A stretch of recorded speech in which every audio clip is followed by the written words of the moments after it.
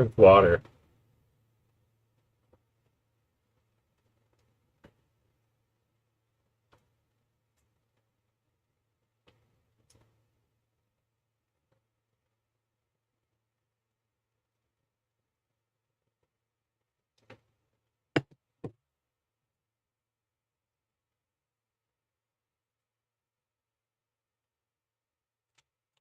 Boom, boom, hump to boom, boom, to gum, jump to go, boom, jump, jump to boom, boom, hump to boom, boom, to gum, jump to go, boom.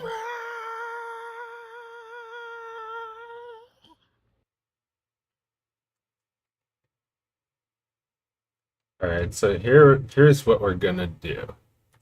Here's what you want. Here's what you're gonna do. You're gonna start by making Untitled 1 document. Untitled 2, Untitled 3. This is not important. What's important is that it's untitled. Now, the next thing you're gonna want to do is you're gonna want to find that audio I gave you. You got the audio I gave you, didn't I? I gave you that. It's in your hands now. I hope you don't ask me for it again, because I don't have it.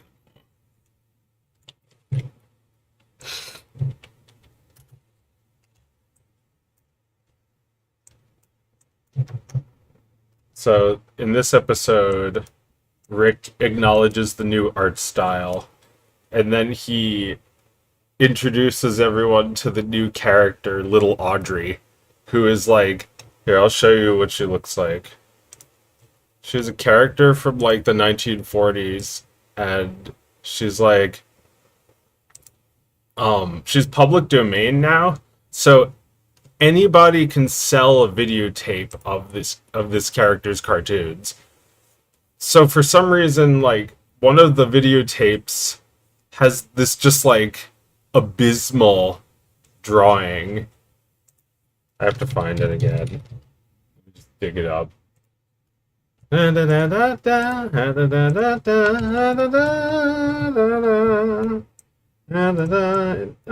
I'm like just gonna use this as the character. Like, this is what she looks like, but she doesn't usually look like that exactly.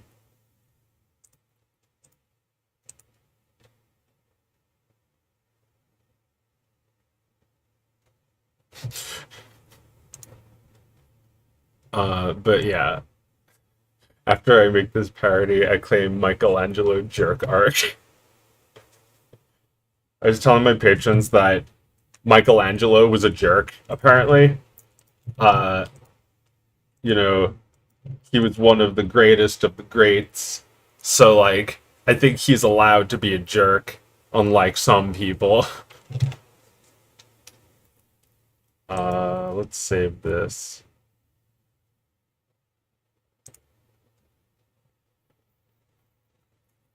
Why is she having a stroke? I don't know. For some reason, like, there was a videotape made that looked like this. Dig up the most you can. Here comes the freedom man. Today. Any stamps? What was I doing? Rick and Morty parody, and then go to season 3. Little Audrey, or I guess new character is the name of the episode. Okay, so like, Rick said, well, I need to get Rick and Morty, so let me grab them. I needed the like new Rick and Morty, the like CG ones. Oh, and I also need the new I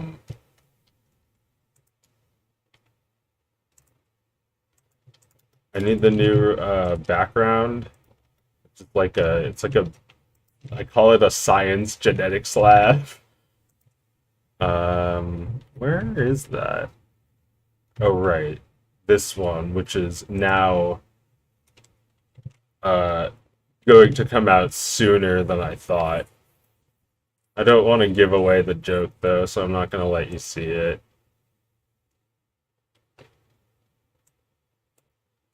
I didn't make that one on stream, this TikTok episode.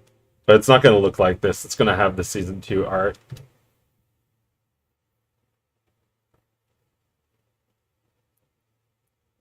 Joe, did you title the other? I've been titling them after they air, just because, like, you know, I'm like waiting for them to, waiting them, you know. I just want people to not know what they're gonna be just yet, and then after that, they need to know because the number isn't gonna tell them enough.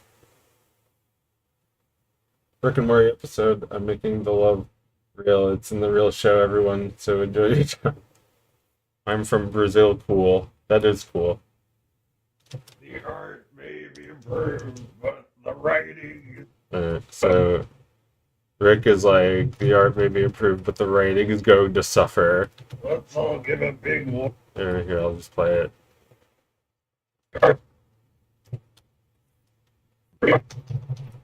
The art may be improved, but the writing is going to suffer. Oh, hey, Morty. Let's all give a big warm welcome to the newest character in the show, Little Audrey. You're lucky. And then the videotape just appears.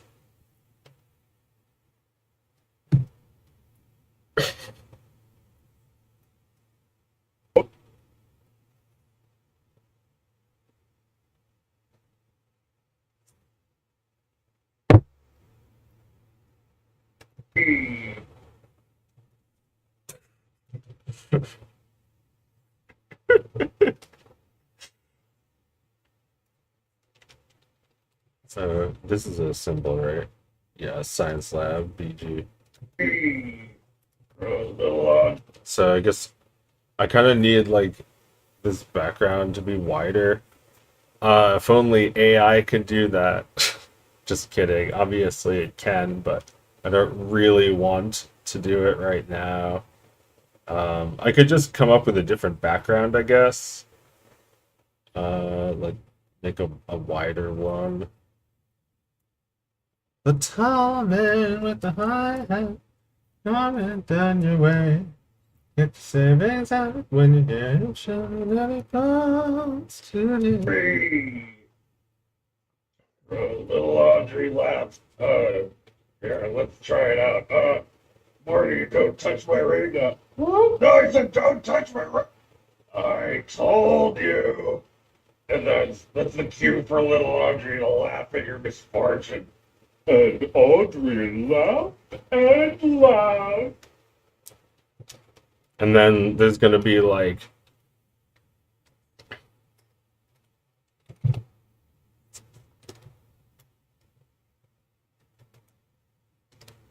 like a laugh sound.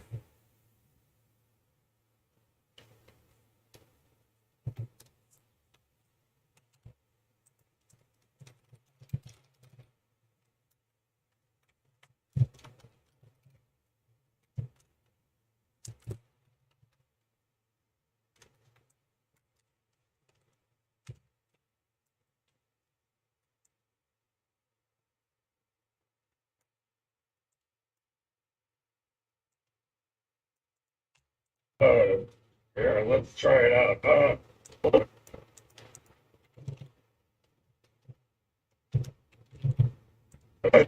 I told you.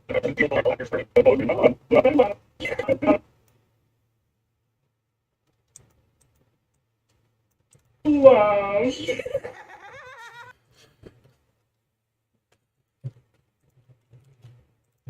And Audrey laughed and laughed. And that's the basic gist of it.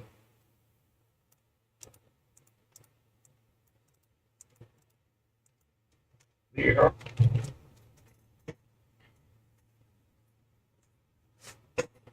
art may be improved, but the writing is going to suffer.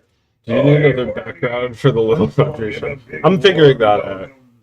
I think it should just like the show, Little turn Audrey. over. There's just not like enough science Little lab. Audrey laughed. Uh, yeah. Yeah, I could just like find the rest of the science lab.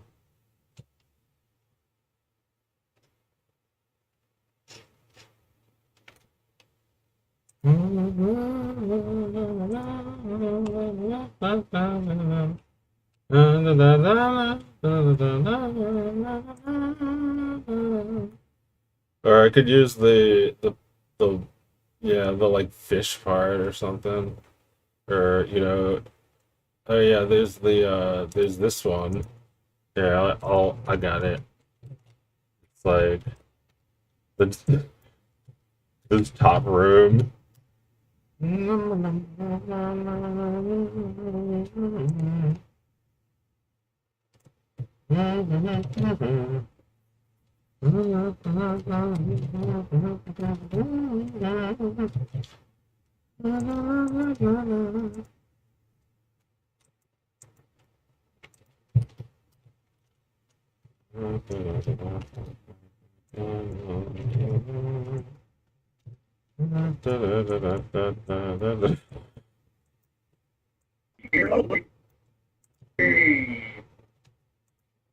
Probably be smaller so that when she laughed, it like, well, I want you to be able to see that face, that like awful face. Well, it's gonna be HD. It's gonna be bigger than this. It's just, it's like 480p in Flash, but then it'll be exported to 720. So you'll be able to read that also starring Porky Pig thing.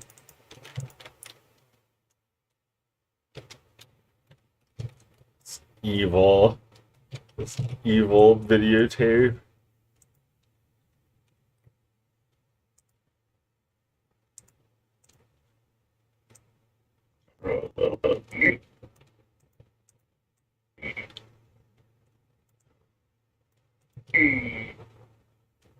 Little Audrey laughed. Here, let's try it out. Morty, don't touch my ring. What? No, I said don't touch my ring. I told you.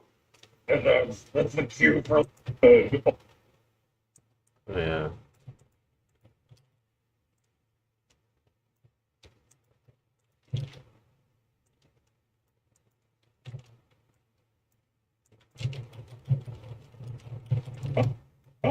At last.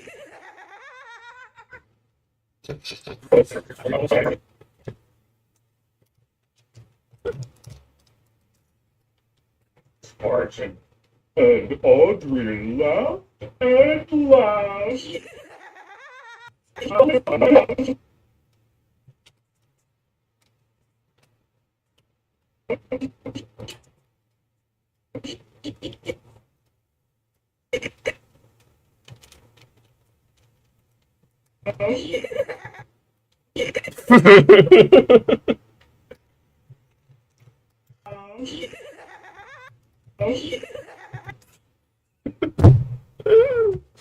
I liked it better when it was poorly drawn. New good graphics are bad. Yeah, I mean that's why Rick gets so mad that he punches him through the earth because he hates the new art style.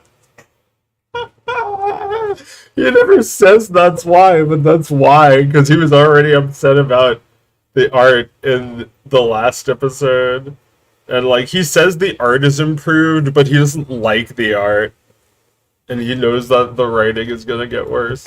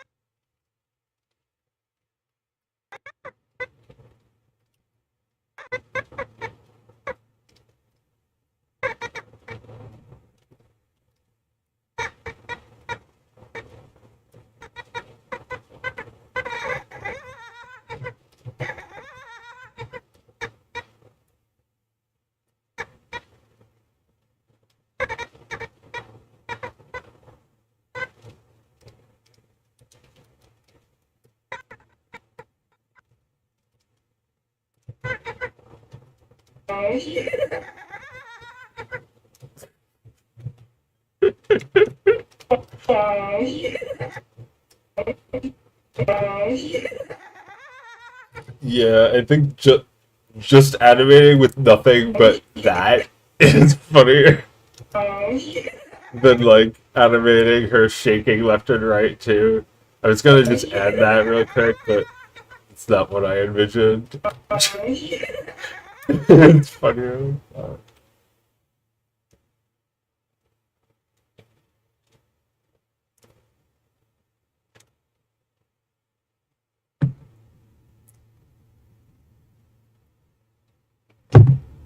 The art may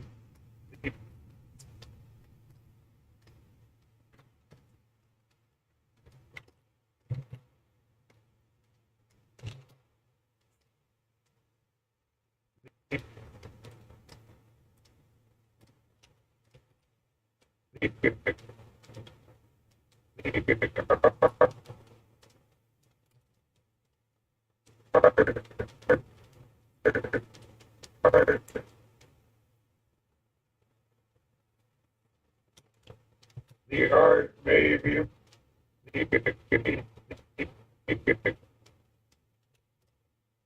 the art may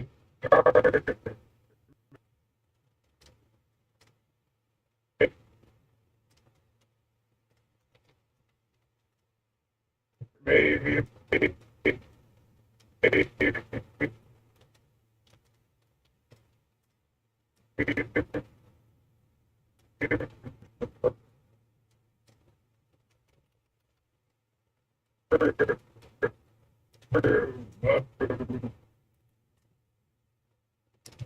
art may be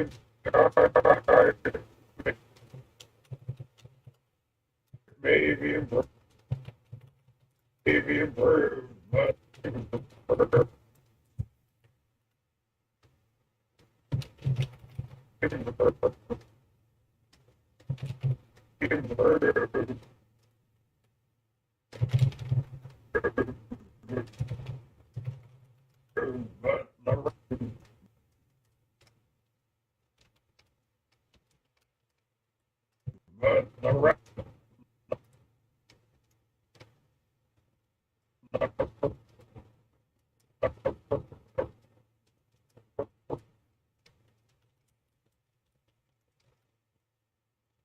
the writing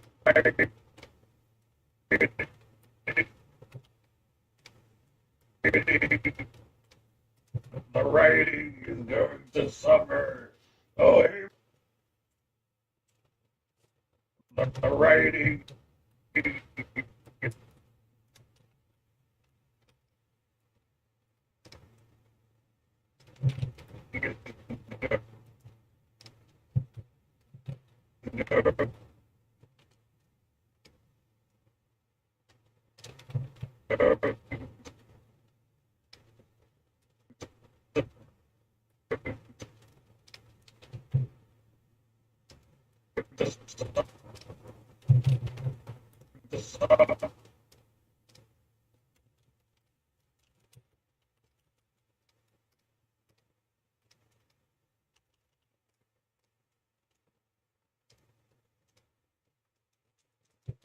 summer. Oh, oh, the summer.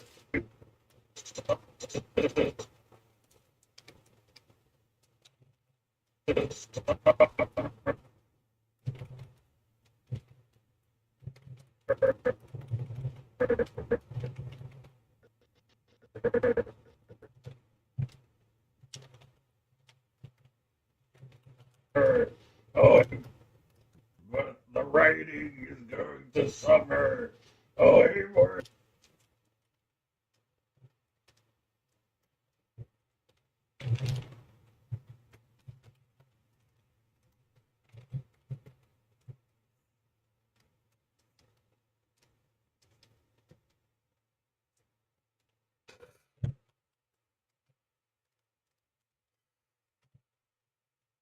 Oh, hey, Morty.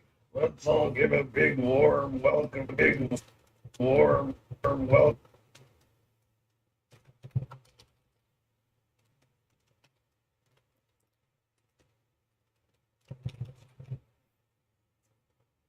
Welcome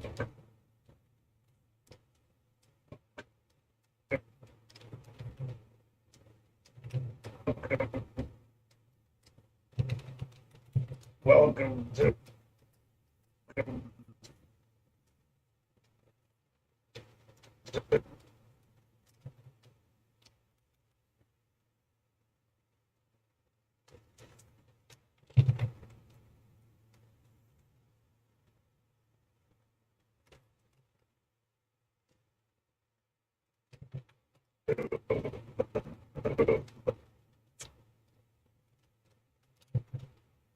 Welcome to the newest.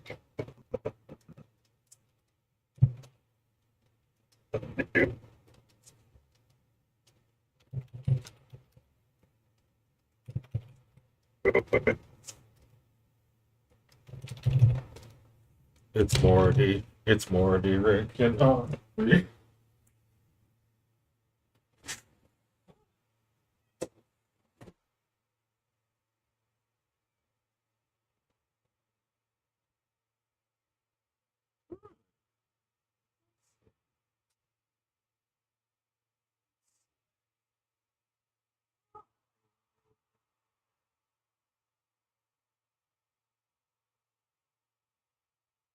Morty.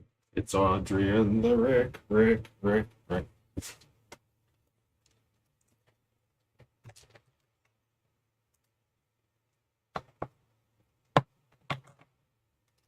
Welcome to the newest.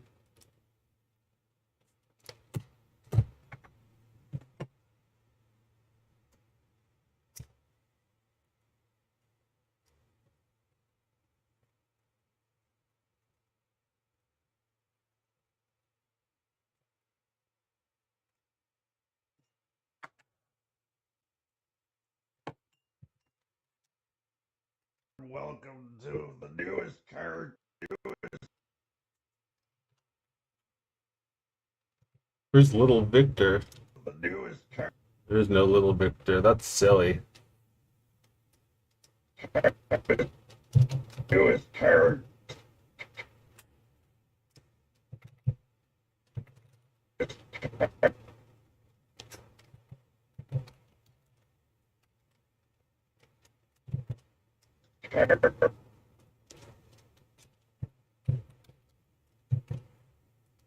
Warm welcome to the newest character. The character.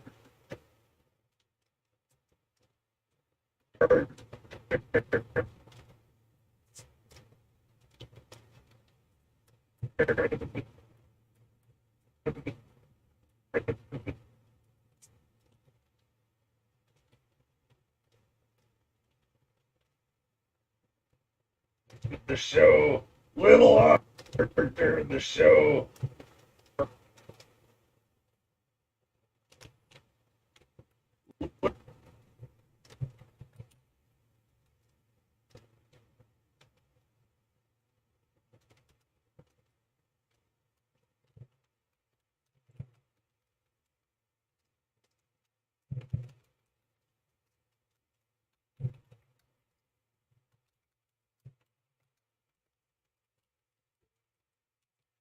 Little Audrey. Little Audrey laughed. Here, let's try it. Audrey laughed. Here, little.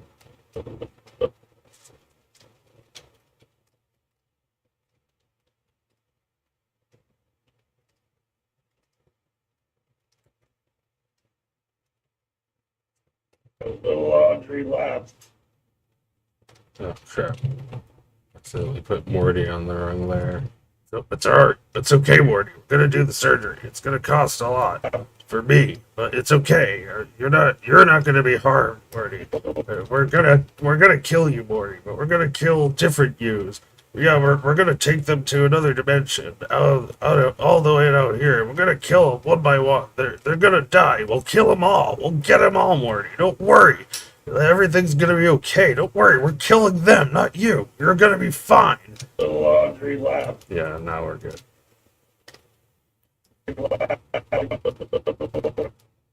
Little Audrey laughed.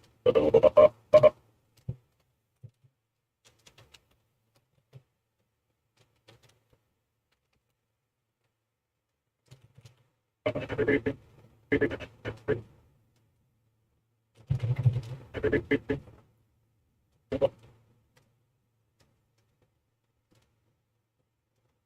left. Little Audrey left. Little Audrey left.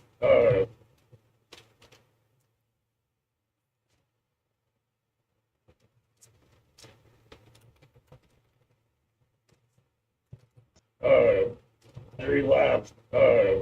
Here, let's. Here. Here.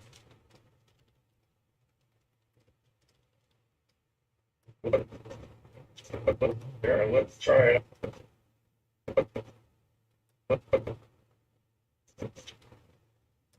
Here, let's try it.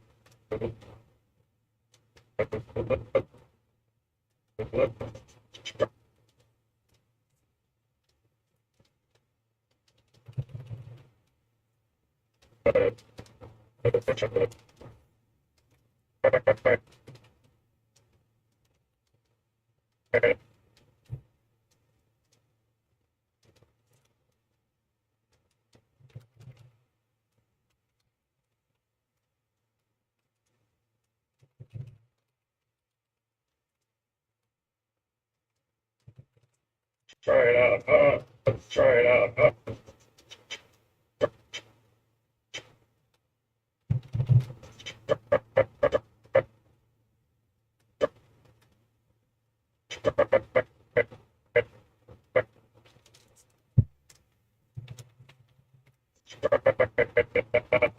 Try it out.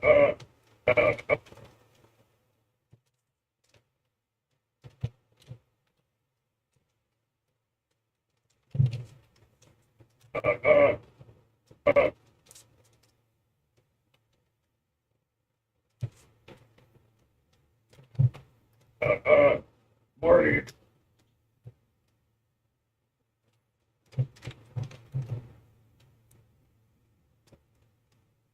Why doesn't Joe just outsource to a Korean animation sweat shop? One word. Morty. I don't have to animate him, so no problem.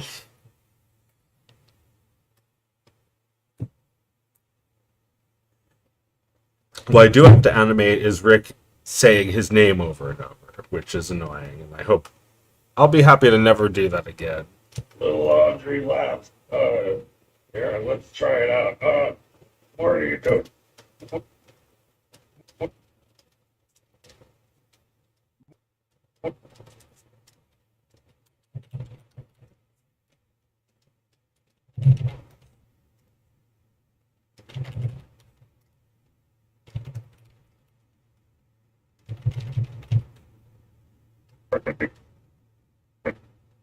Morty, go.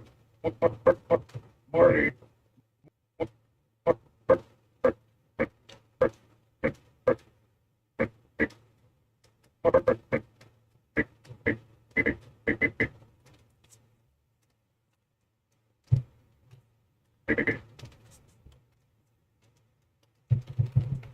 Morty, don't touch my radar. No, I said don't.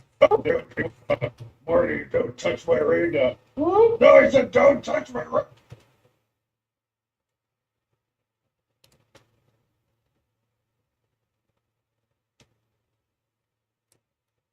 Back it down. Morty, don't touch my radar. Morty, don't touch.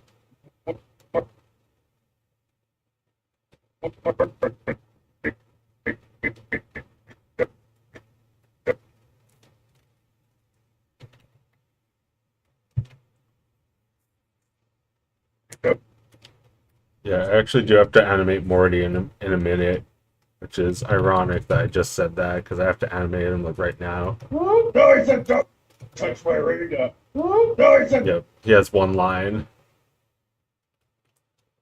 It's like Ferb, where it's like creepy. It's creepier when he does talk. Yeah, it's like, so he was just like alive this whole time. No, I said. No, I said don't touch my radar. He has just one line, but there's more. I need to like animate his face getting vaporized and shit. So I'm not gonna, I'm not gonna do it like really bizarrely complex. In fact, I already animated it for a different episode. Here, I'll just show it to you. So, if you saw it here, I'll show you the first one. I don't know if I described this, but I don't know if I even like showed it off. It's like, did I? Or maybe I made this one on stream? I can't even remember. I don't think I did.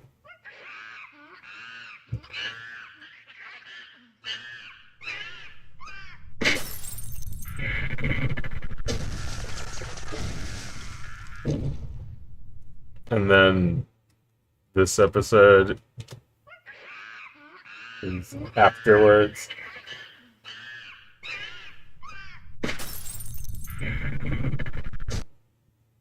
Look, I know that Rick punching Morty through the entire Earth is a classic gag, but it's just so mean-spirited, and I don't like it. You may be laughing at me right now, but I am telling you that there is a serious decline in quality of the writing. I mean it. And you could dislike this video, and you could stone me to death, and you could burn my house down, and you could. We killed him for no reason. And Audrey laughed and laughed. Okay, so now I need this animation, all this shit right here to kill Morty. It's like the laser, the like ashes, all of it. Ash. Mr. Enter, yep, that's him. The mystery man. It's no mystery. Mystery solved. There was a mystery. But Detective Rocky solved it. This episode isn't even finished. It's my favorite. And this one is finished. That's as finished as it's gonna get. But this one is gonna have. No, he said, don't touch my. It's gonna have to get some new layers. Yeah, like just like that. It's like two sound effects right there. It's like one of these layers is empty though. I can delete it. Oh, this one. I don't think there's anything important on this layer either. No, don't. Then, instead of it zapping Mr. Enter, it'll zap Morty. Just like off screen, I guess.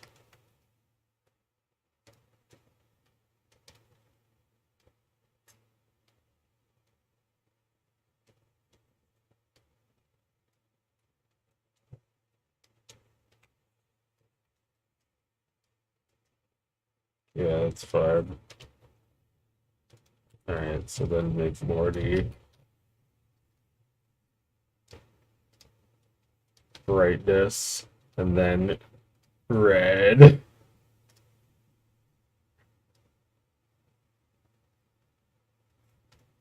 And then ashes.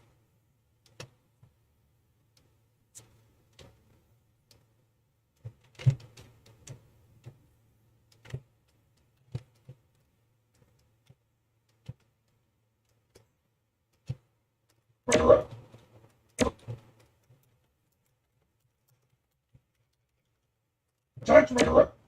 I told you. And then. Alright, there's a sizzling sound, but I'm not going to use that.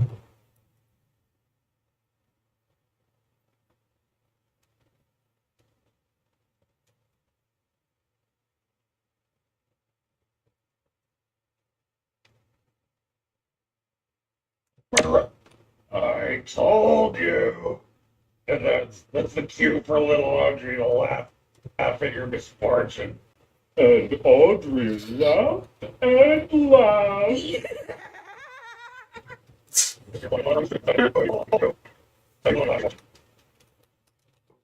And then.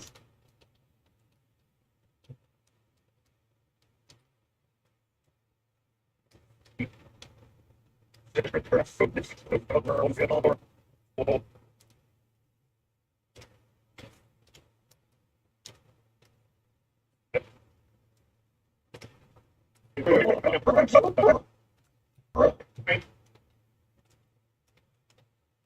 can I get rid of that layer too?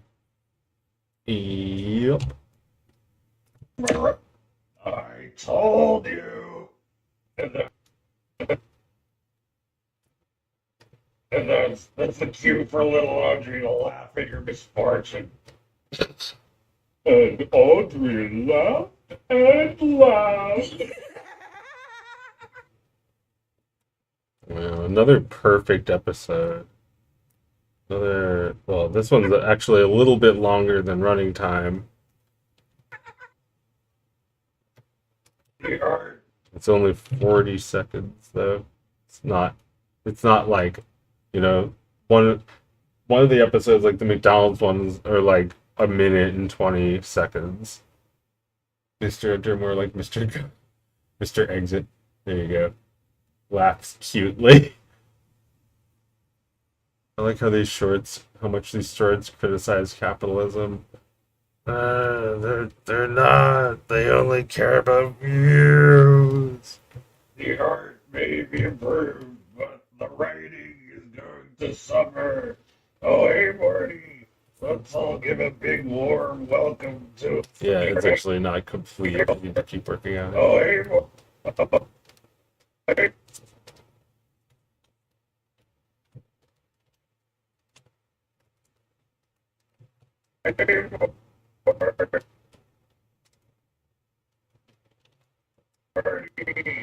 all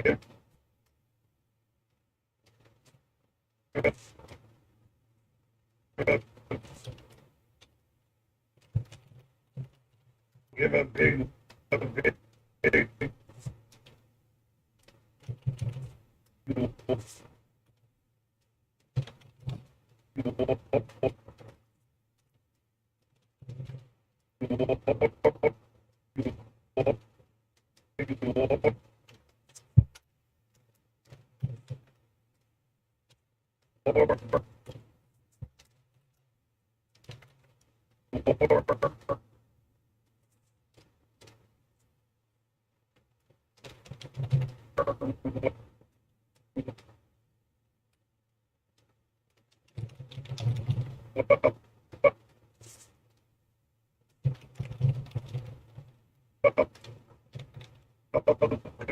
welcome to big warm welcome to. Let's all give a big warm welcome to the newest character in the show, Little Audrey. Little Audrey laughs. Here, let's try it out. Morty, don't touch my ring. No, I said don't touch my ring. I told you. And that's the cue for little Audrey to laugh at your misfortune. And Audrey laughed and laughed. Start the laugh just slightly earlier. And laughed. And laughed. The art may be improved, but the writing is going to suffer. Oh, hey, Morty. Let's all give a bit.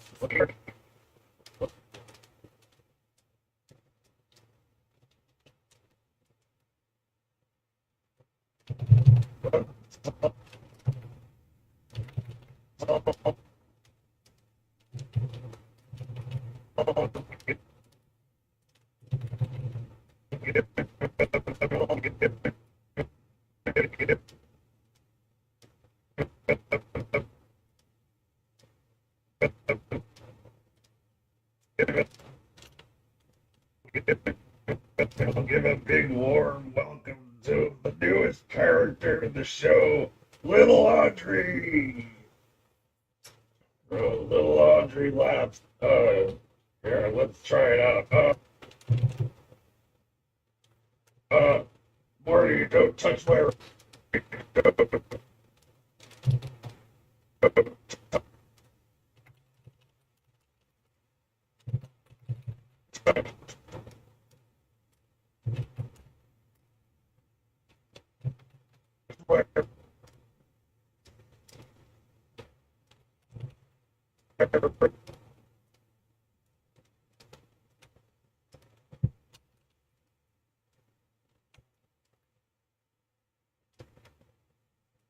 No,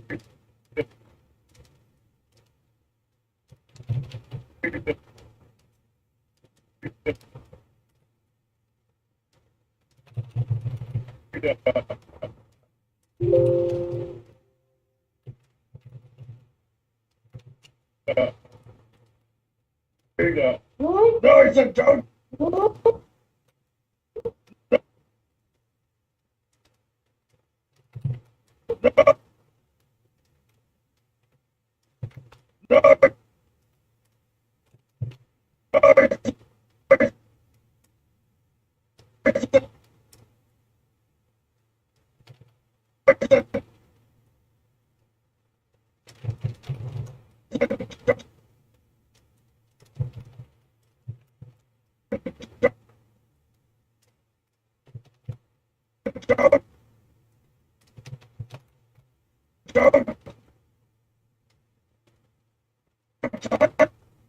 He said don't touch me.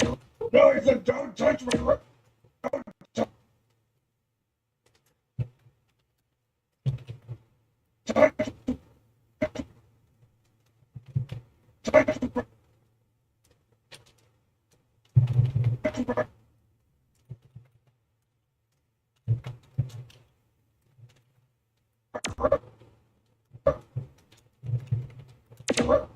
Alright. No, he said don't touch me. Alright.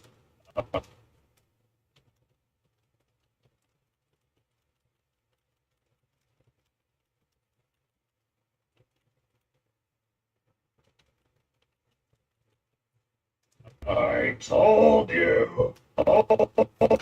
I told.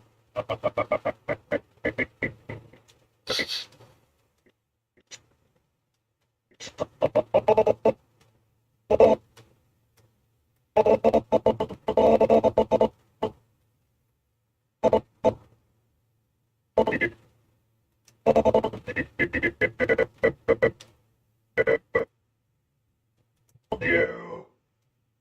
And that's the. And that.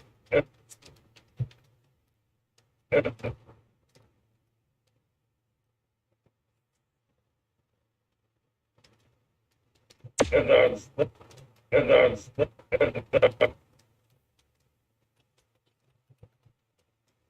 And that's the.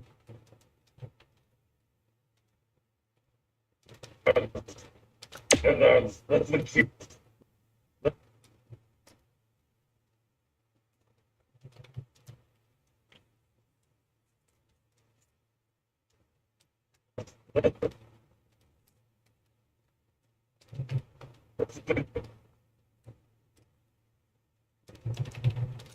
That's the cute. That's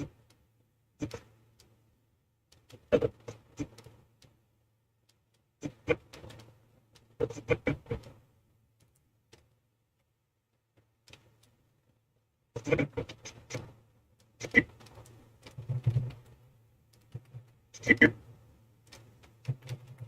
Cute. Cute. That's the cue for a little.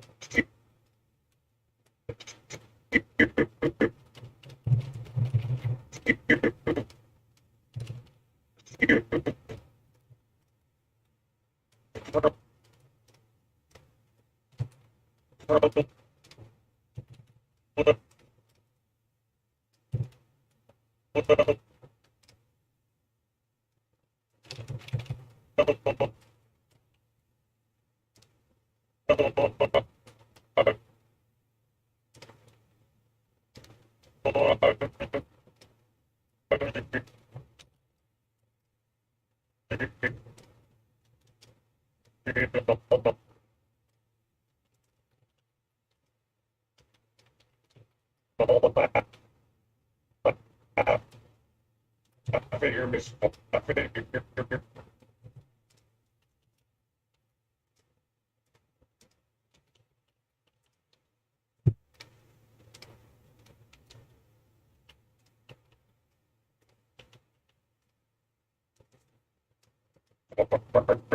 Fortune. I figure Miss Fortune. I figure Miss.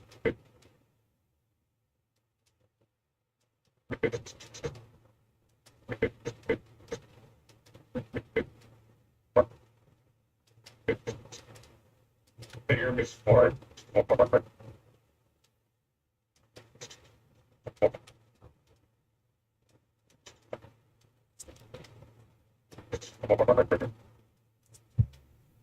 Audrey to laugh, and that's the cue for little Audrey to laugh at your misfortune.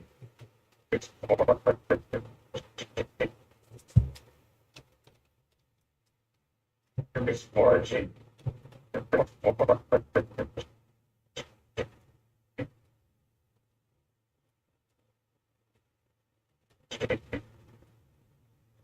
Misfortune. Misfortune. Misfortune. Your misfortune. Laugh.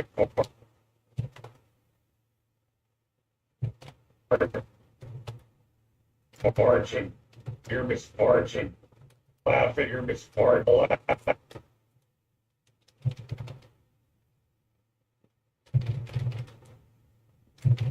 You're gonna laugh at your misfortune. Laugh.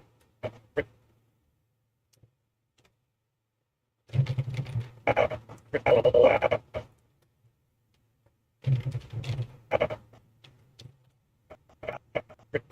Laugh at your misfortune. And oh, the art may be improved, but the writing is going to suffer. Oh, hey, Morty. Let's all give a big warm welcome to the newest character in the show, Little Audrey. Little Audrey laughed. Here, let's try it out. Morty, don't touch my ring. No, I said don't touch my ring. I told you. And that's the cue for little Audrey to laugh at your misfortune. And Audrey laughed and laughed. Alright, I need water.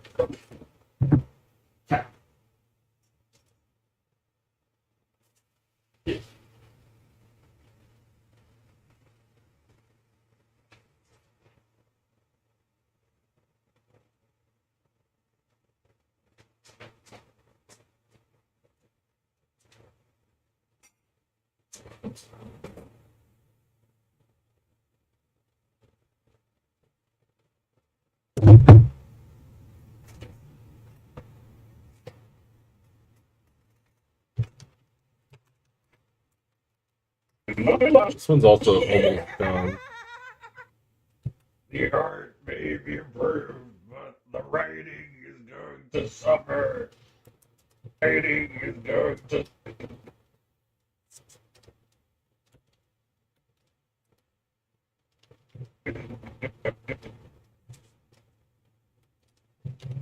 Is going to suffer.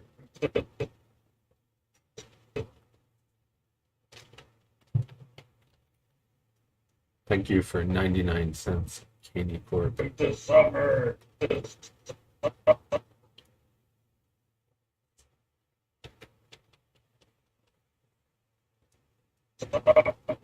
Summer. Oh, hey, Morty.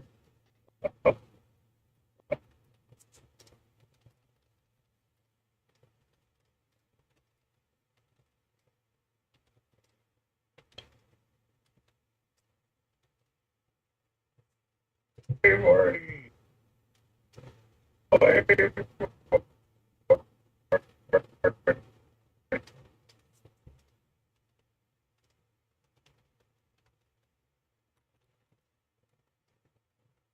Morty, let's all give a big warm welcome to the newest character in the show, Little Audrey. Little Audrey laughs. Here, let's try it out. Morty, don't touch my ring. No, I said. Just gotta animate Morty for probably the last time. Let's just squash him like season 1. Pretend I'm one of the season 1 artists from Korea. No, I said.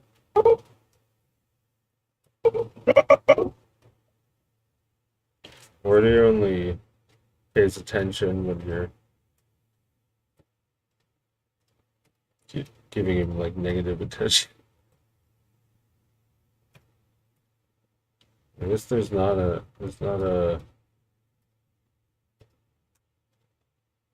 new sound.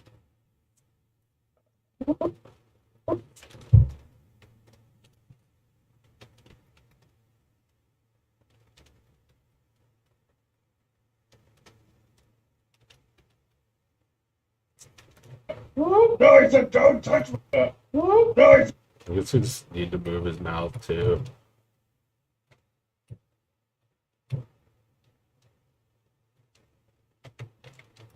yeah. No, he said don't.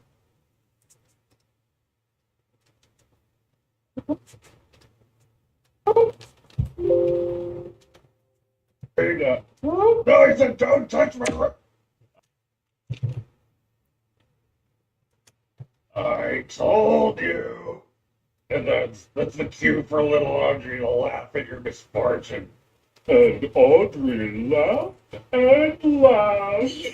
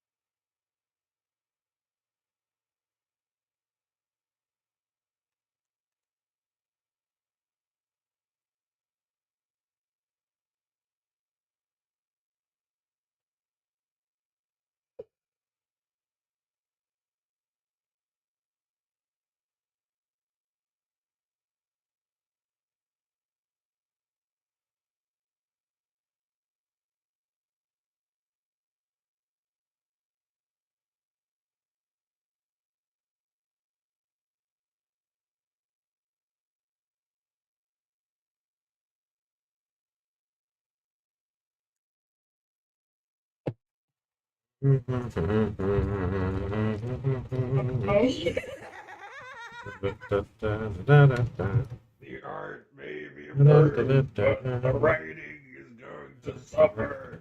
Oh, hey, Morty. Let's all give a big warm welcome to the newest I guess character. Daffy Duck didn't want to sell Warbot. No, he just wanted to go fuck Hitler in the ass himself.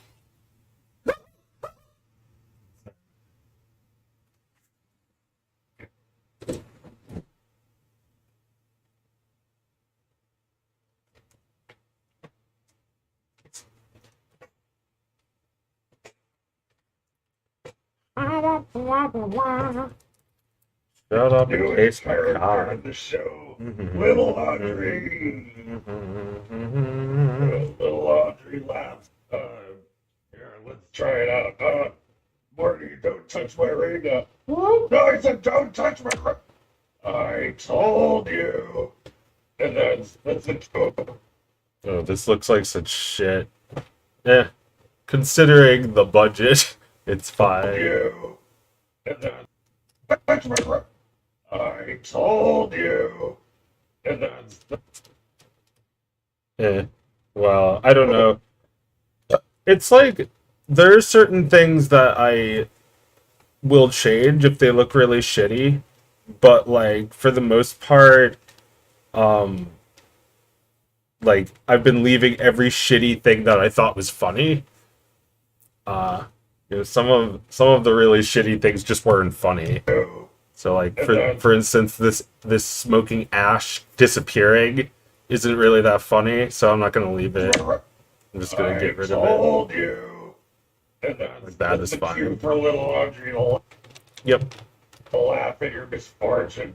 You know, I love when shitty things like that happen and it's funny, but it just like doesn't add very much. Laugh and laugh.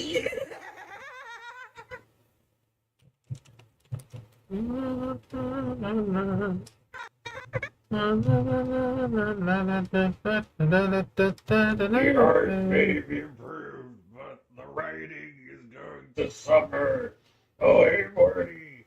Let's all give a big warm welcome to the newest character in the show, Little Audrey. Little Audrey laughed. Here, let's try it out. Morty, don't touch my ring. No, I said don't touch my ring. I told you. You see that smoking ash? Yeah, I mean, it's not really where it Touch was, my ring. though. Yeah, that's Touch better. my ring.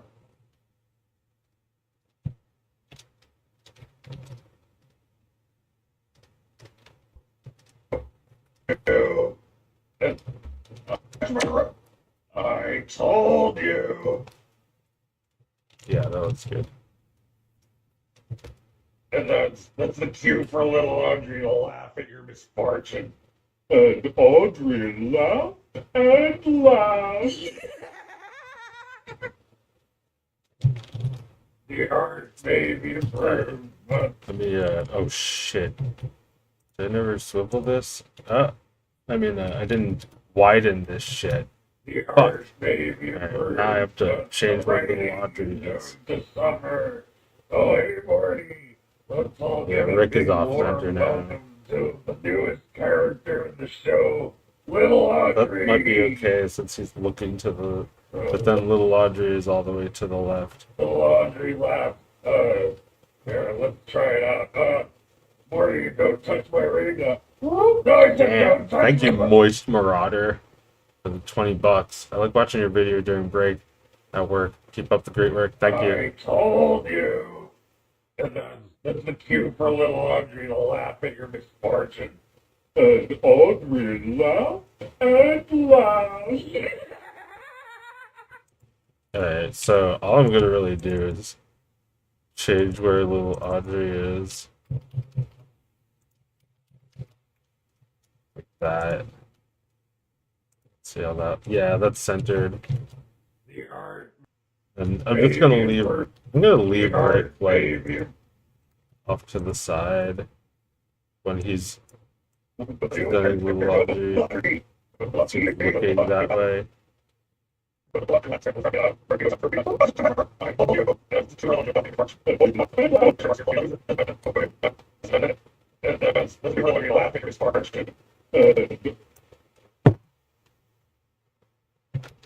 The art may be improved. Alright, let's swivel it and see how it looks.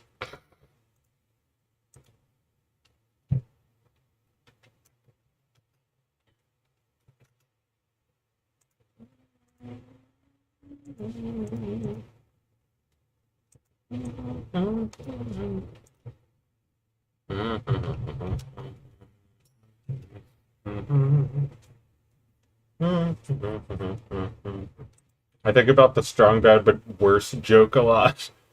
Wow. I didn't expect that. That one just, didn't think too long about that one. Strong bad but worse. Yeah, I also have a strong bad impression, which I should get now. Here. And yeah, I've been like, what's up with people over there fresheners in their cars? It's like, what are you trying to hide? It's pretty good, right?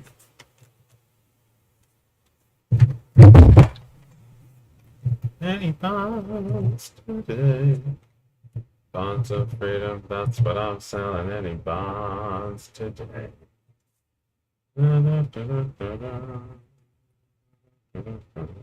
The packing the air joke was good. It got its own sequel. Yeah, that was my friend Anna. My friend Donkey Swamp came up with Pack the Air, and I came up with the joke that was the sequel. So the one woman that was Swivel. The one woman on the writing team was just my friend who had an idea, and she also has never seen Rick and Morty, so it was perfect. Like, Rick and Morty went to space. Rick says, "Did you pack the air?" So I thought you were gonna pack the air. They die. But Doctor, you are Pagliacci. What was I looking for? I was looking for this little Audrey video. It's called season. Wait, no, probably in season 2 because Swivel doesn't know anything. No, it's been in season 3 because I've been using the season 3 folder. No, I just looked there. It's probably in main folder. No, it's been in season 1 then, I guess. It's the only other place it could be. Although I haven't been exporting there at all, so it's impossible. No, it's not in season 1. There's cobwebs in that folder. Where am I? Wait, 2 minutes ago. This. Oh, it's in wave. Okay. No, it's not. Fucking put it. Oh wait, it's here, right? It's new character. This. What? What? Has Meredith watched your parody series? I don't know. The art may be improved, but the writing is. Let me just upload it and then check it over.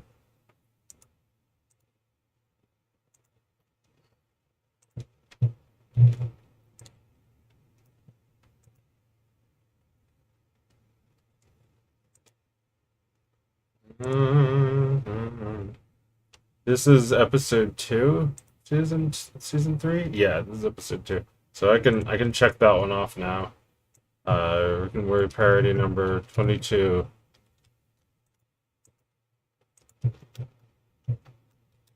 I don't know what the description is just yet, but I'll figure that out later.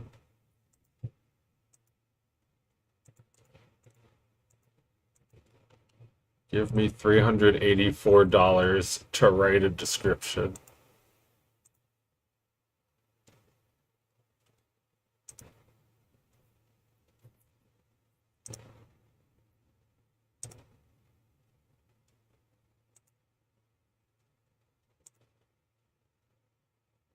Alright, what is this, 22? Yeah. The art may be improved, but the writing is going to suffer. Oh, hey, Morty. Let's all give a big warm welcome to the newest character of the show, Little Audrey. Little Audrey laughs. Here, let's try it out. Morty, don't touch my ring. No, I said don't touch my ring. I told you. Zap sound. No, I said don't touch my ring. I told you. And that's the cue for little Audrey to laugh at your misfortune.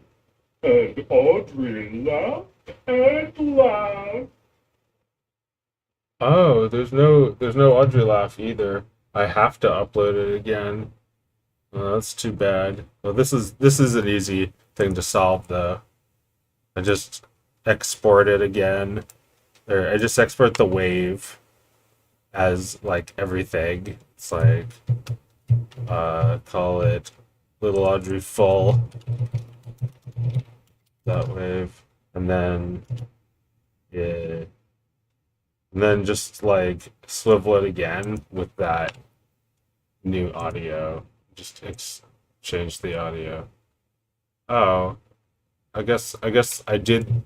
I already fucked the goose. It's fine. I'll fix the goose. I need water. It's too hot. Little Audrey is so horrible.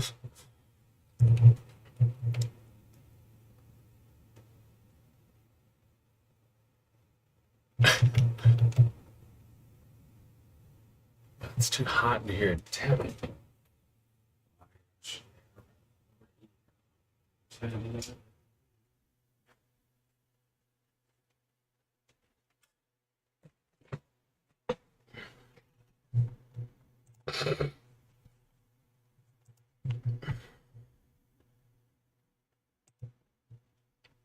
Yeah, I'm just gonna delete it.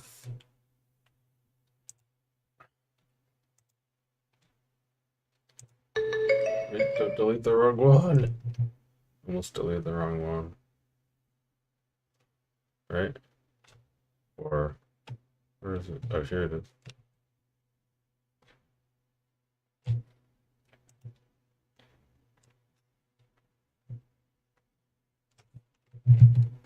Alright, now upload it again.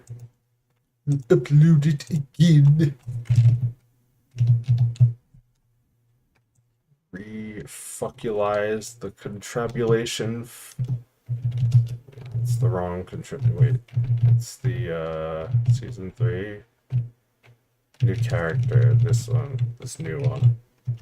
Before replace. I replaced it. Oh, thank you, Moist Marauder, for the $10. Would you ever play a video game on stream? Yeah, I sometimes do. It's not very often. I'd rather work, but I play Minecraft in VR if I want to punch, like punching trees in VR. You get to really do it. Although you can't really punch, you gotta kind of like whack, like with a pickaxe or with an axe or with your fist, like you're pounding it with your The fist. arts may be improved, All right, but let's try it writing again. knows to There's like a suffer. weird animal Oh, creature hey, behind them let's all give a in this big like warm science welcome genetics to lab that they live in, I guess. little Audrey. Damn it. Little Audrey laughs. Here, let's try it out. Morty, don't touch my ring. No, I said don't touch my ring. I told you. And that's the cue for little Audrey to laugh at your misfortune. And Audrey laughed and laughed. Yeah, that's pretty good.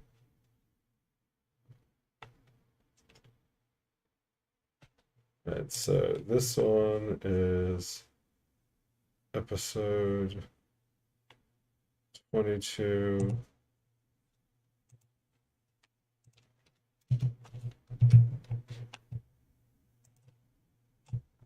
No, it's not for kids. Yes, it's good. Clique. Appropriate language, derogatory, controversial. No, not shit. Just give me my money. Give me my $460 million. February 22. Yeah, that's it.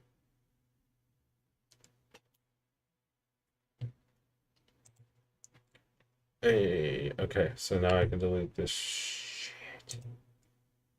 Delete forever. Delete draft. Alright. Now we read the comments.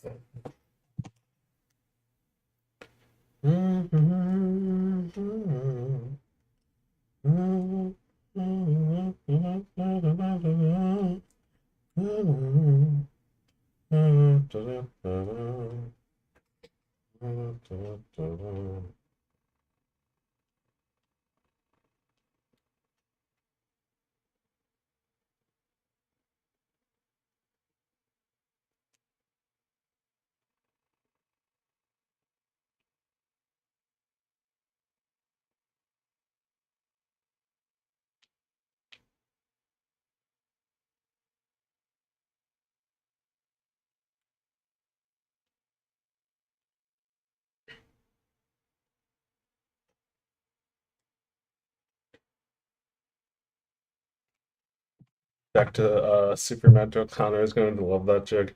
I hope so. I mean, he might not. I mean, I hope he doesn't love it, but it still makes him laugh.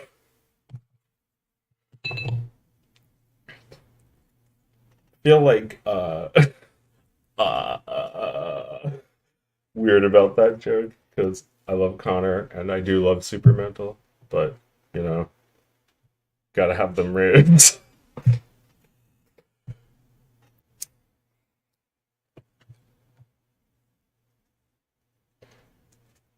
It's like there's a lot of creators who advertise their shows and you know it's not their fault. The fans ruin it. The fans help them ruin it. And a show that just never comes out is really sad, but when it's the fans' fault for ruining it, That's even worse. It's like, what's the character's age? Don't fucking answer that. Don't ever tell them. What's the character's name? Don't even tell them that. The fans are going to ruin your show that doesn't exist by getting too much info out of you. You know, no player hating. I'm just I feel like this joke is important to me. Joe doesn't have beef. Hell no. Not with those people, anyway. If I had beef, I wouldn't mention them. I actually love growing around. I just think it's, I mean, I think it's terrible. I think it's the worst one of the three. Um, but like, it's more about the, well, there's a lot of problems with it, but I won't go into that. The Mr. Enter joke was perfect. Get ready from a 40-minute steaming with anger reply from him. Does he actually care about this? Like, would he care about this? I mean, like he also this is only part one of the Mr. Enter bullshit. As you can see, there's also a parody of him after the 1 second joke about going around. She's 249 years old. Yeah, exactly. Like, don't fucking tell your audience. Your audience is trying to ruin your show for you.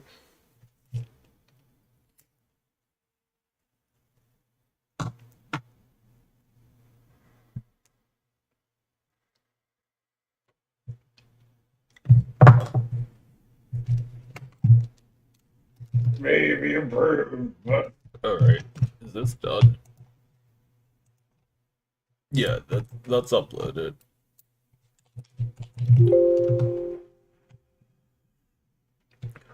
This one, well, I'll upload them in order. This one's not ready. Um I don't wanna give away some of these.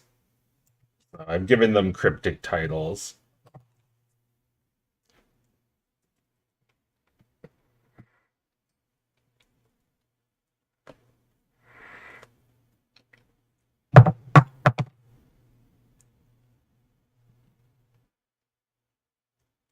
Decline. Okay, hang on. Let me. That is done. Decline, also known as Quality. One of my favorite episodes. It's not finished yet, but it made me laugh for an entire day for just this one stupid fucking joke. And it's like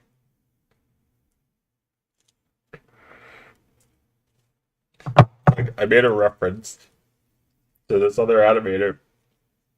I told you, I told her, I hope you like this joke, but there's no way you'll think it's as funny as I do. It's like, as you can see, the show, which doesn't exist either, is in decline. And, like, Rick is starting to get really self conscious about it. Like, this is the first and only time Morty begins the episode by talking, and he gets interrupted immediately before he can even say anything. Oh, hey, Rick, what do you mean the show's gotten worse? It's just as good as it ever was. We always made jokes about people dying and saying the N-word. I'm saying it right now. Don't fucking tell me that it's gone down in quality. Where's your proof? Where? What do you mean? Where'd Crispy come from? He's been here.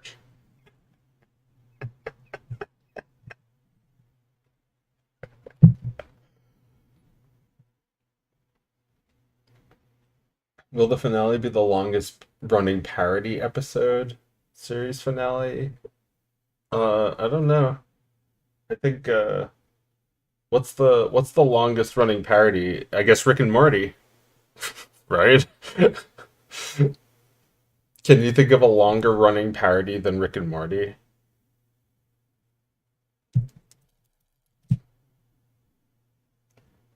Um, um,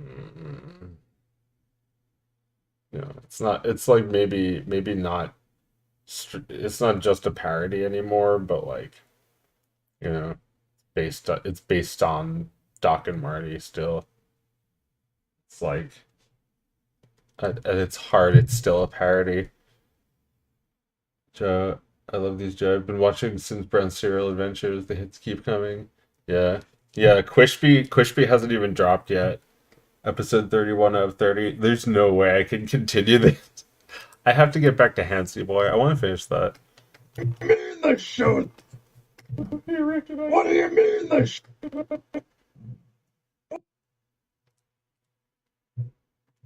What do you mean the show's gotten worse? It's just as I don't know if I should leave that because it's not exactly how I wanted it to look. I wanted him to like go up and down. worse.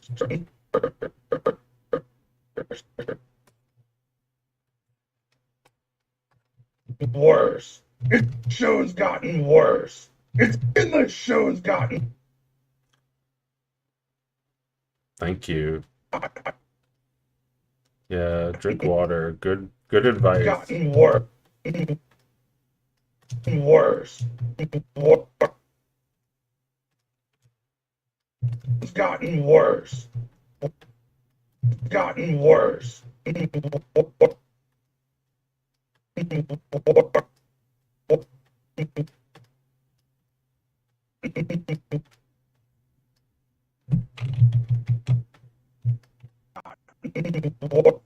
gotten worse. It's gotten worse.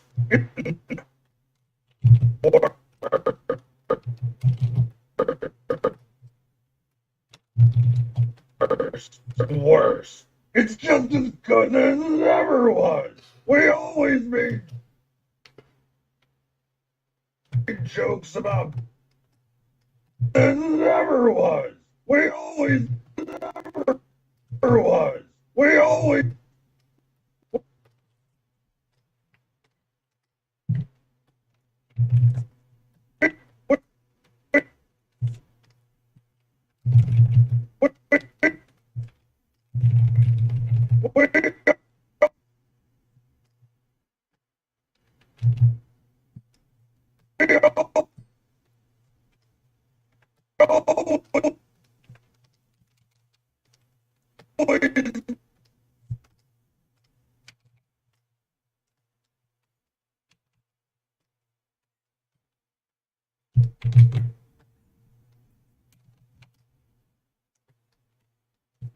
made jokes.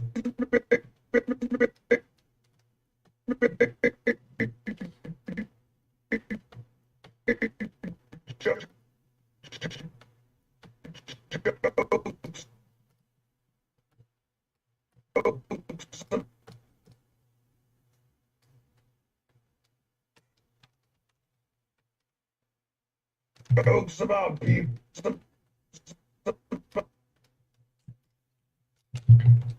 You know, like don't answer questions. Not not all questions. Just like when people ask me like, will Victor get the girl? It's like they want me to never finish it. Jokes about people. Made jokes about people. You know, I'm not trying to insult Mr. Enter. You know, I'm making a joke about him, but I'm also like, you know, I'm making a joke where he dies for no reason, but it's also like proving him right in this context. Um, you know, I think he is a insane person. That could be a good thing or a bad thing. It's a bad thing for this because he doesn't, you know, he just doesn't have the competency.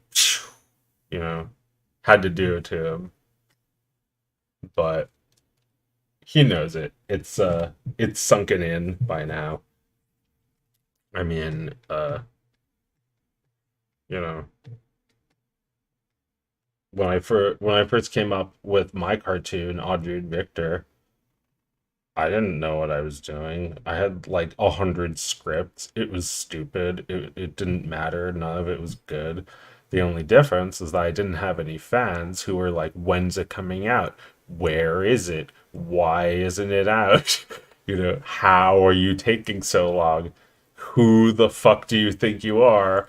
And it's like I feel sympathy uh because it's weird that there are fans of a show that doesn't exist. There's lots of those now. There's a new one, and I don't like it, and I see where this is going. Are you going to attack other cartoon YouTubers next? Maybe. I mean, I don't attack people exactly. Just gives them the wisdom. I'm the dog. Sometimes I'm not that nice. Sometimes I'm not that nice. Think nobody can handle reading the Shady Twins? What? I mean, I can't handle reading it. You can read it, just don't let me see it. We always made jokes about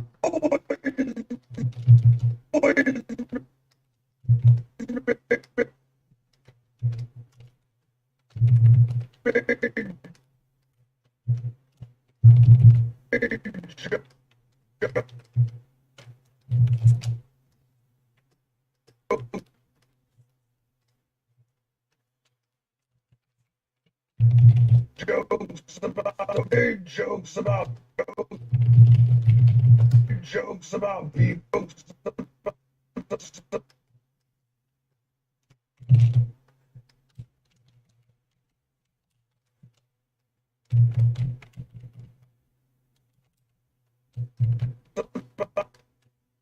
Nothing can ever prepare Jokes you about people. for something like being the creator of growing around. Jokes about people. Jokes about people. People.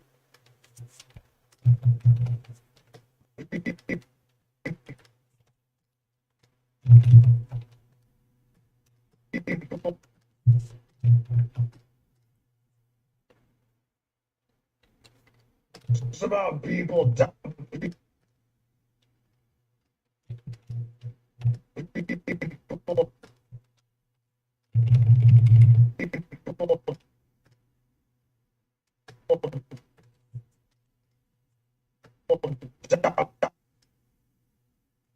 People dying and people dying and people dying and saying the N-word.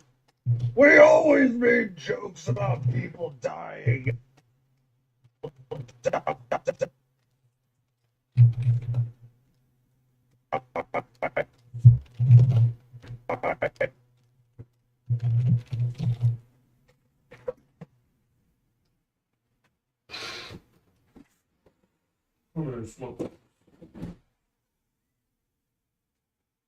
There was one joke that I wanted to do because I thought it might be a good one, but I got rid of it. I'm not gonna make it anymore.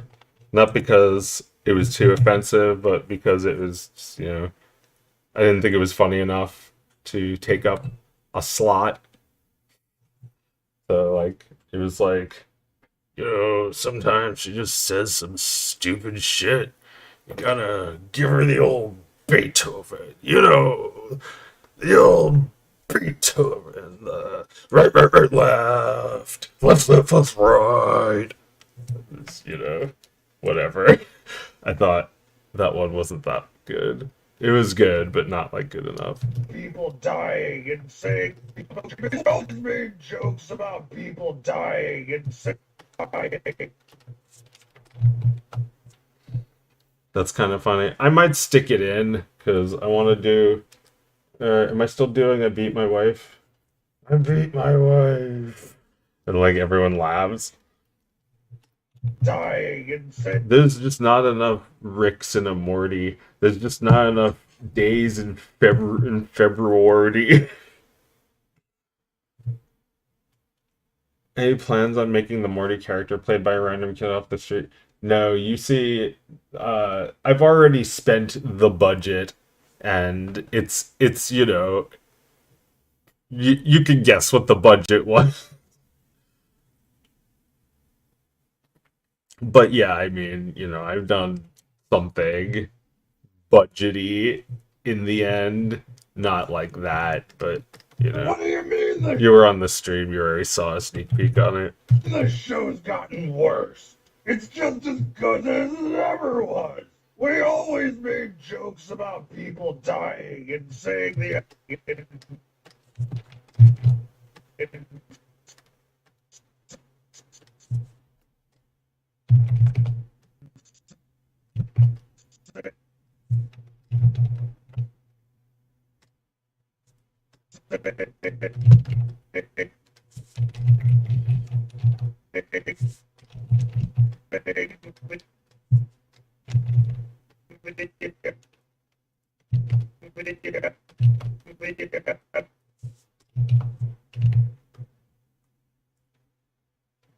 saying the N word. Saying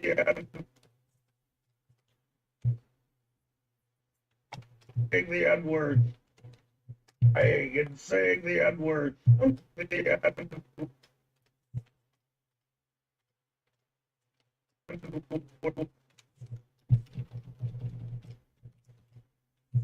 Word. I'm saying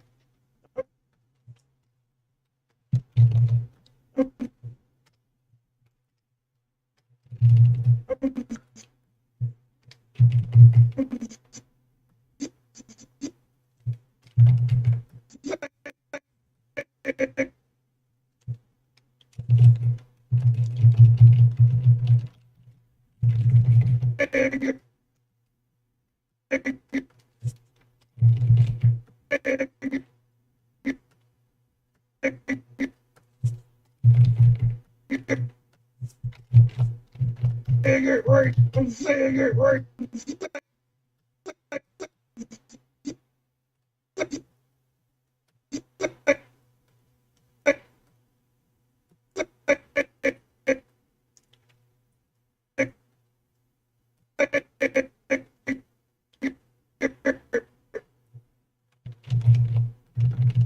Saying it right.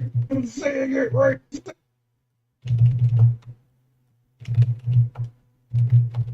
Saying it right now.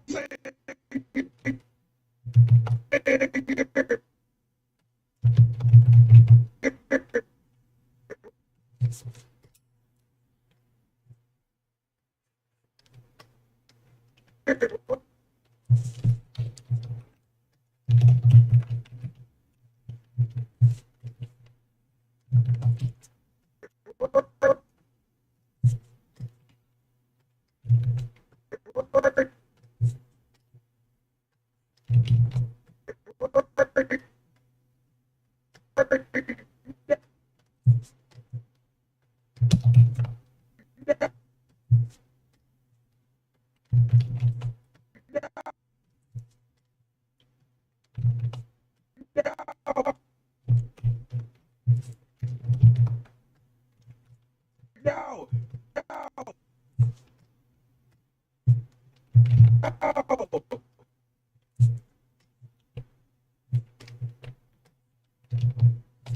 Don't.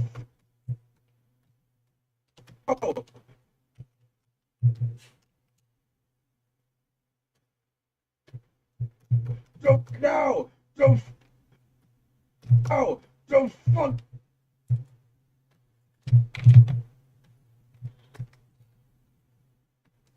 Oh. Don't fuck.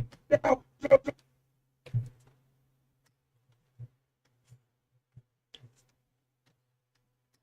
fuck.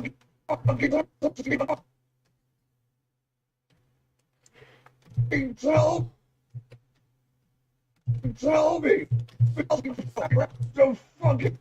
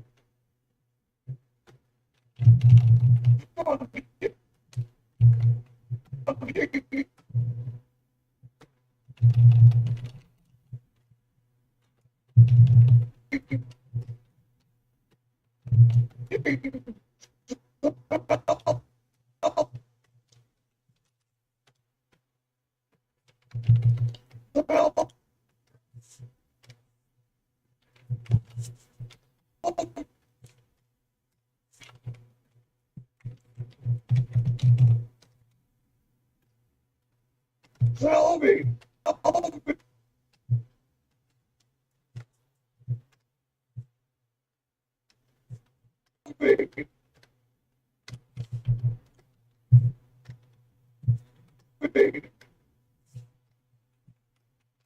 Rich should get Rich should get an Oscar for this.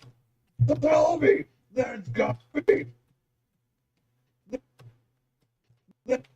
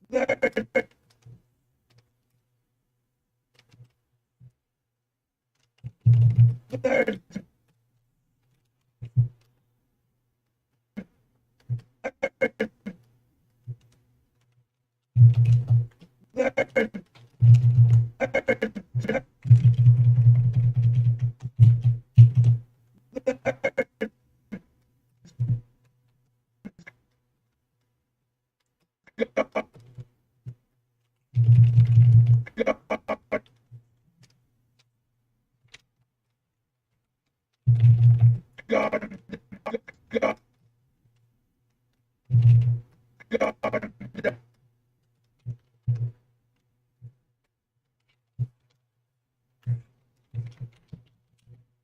down and I haven't been skewing him at all for this. I've just been rotating him.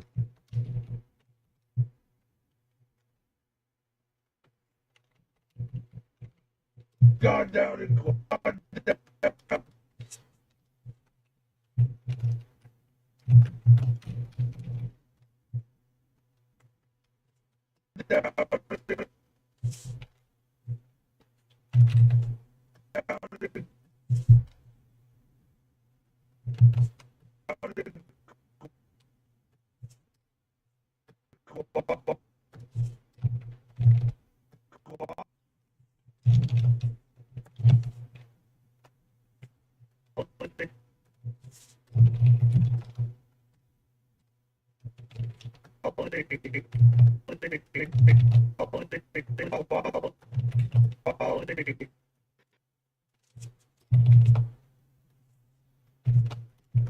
Where's down in quality? Where's your proof? Where? Where? Where?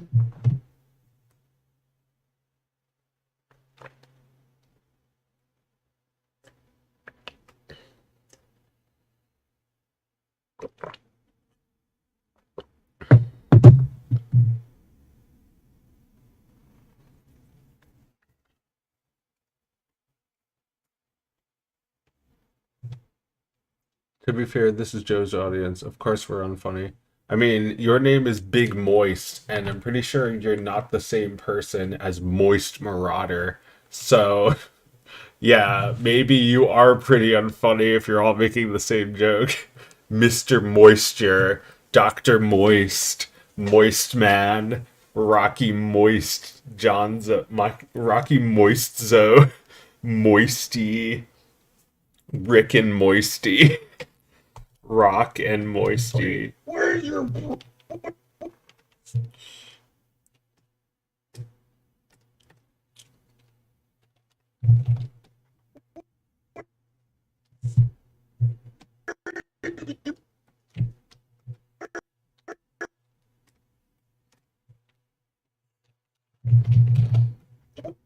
Yep, this has to tween over.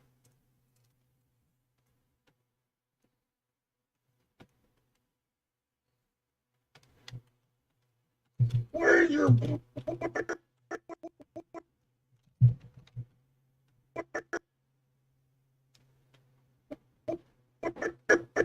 Where's your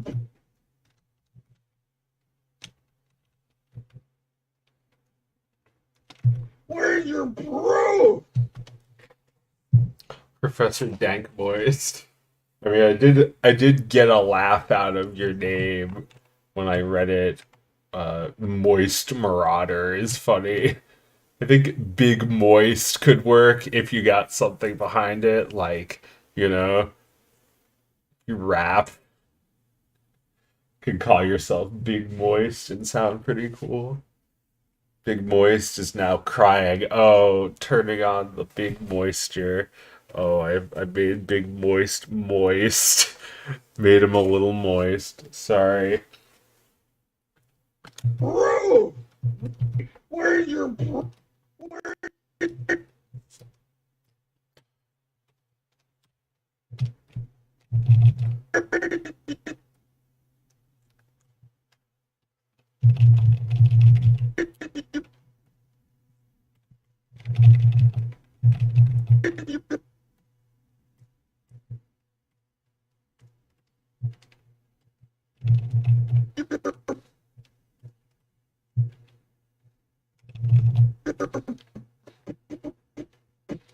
Hey, you know, don't take it so hard.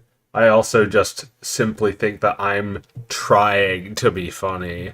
It doesn't mean I'm funny or unfunny. I'm trying. It's, you know, it's my job to try and be funny. This joke might not be that good, but I gotta make 30 cartoons in 30 days. Professor Dang Moist is pretty funny, just like Big Moist or Moist Marauder. But, you know, certain jokes are more original than others. Where's your Doesn't mean you can't make them. Where's your proof? Your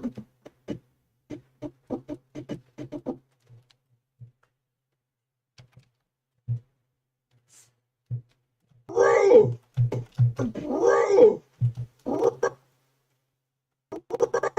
Your proof? Where?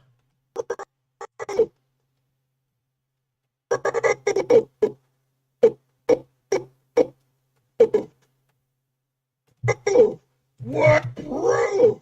Where's your proof? Where? What do you mean? What do you mean? Where'd Crispy come from? He's been here. What do you?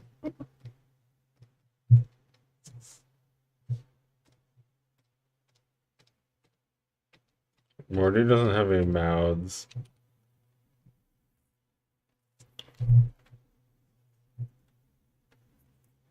Oh, this is the wrong Morty. That's the wrong Morty Gromit. Chimp is already open. Alright, this one's... I don't fucking know. I need to... I'll just stretch out that mouth he's got already.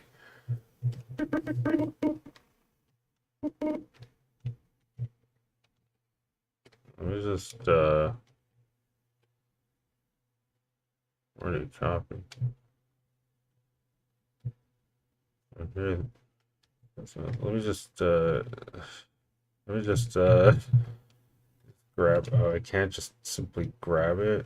Wait, no, I can. I remember, yeah, I made the underneath of the fuck, man, with the suck, fuck, will be fucking down your way. This looks like ass.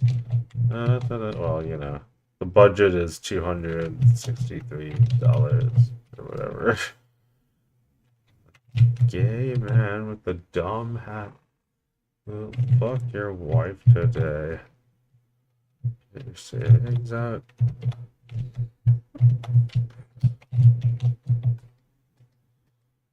There we go. Now you'll know you have no mouth and you cannot scream. have no mouth and I cannot scream.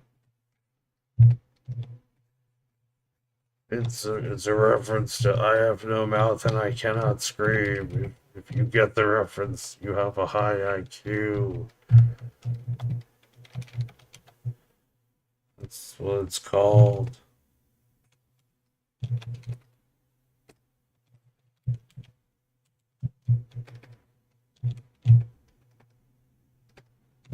Take.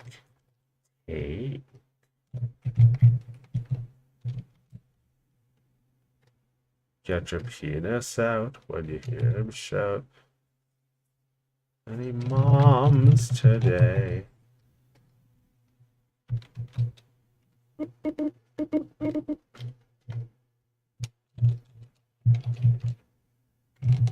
Yeah, whatever. Yeah, that can I? Nah, make it a symbol, damn it. But I think the mouth should just be. It's, yeah. Love the DDR to the side. Yeah, I love DDR too.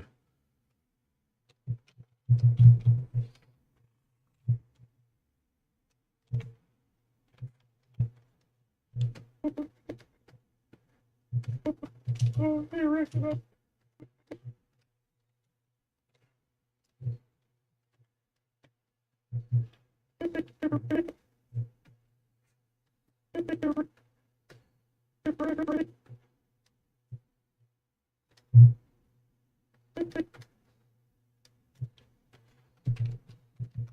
What?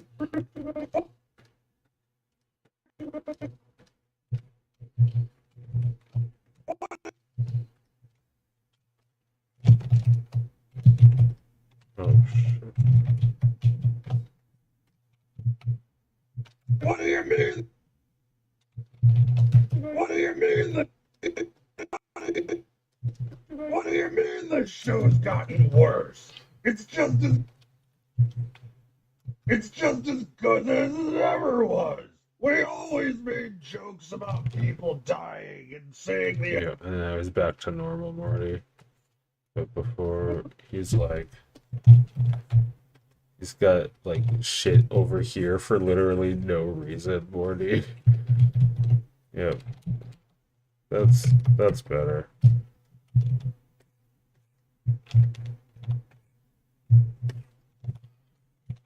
Fuck you, Fizz.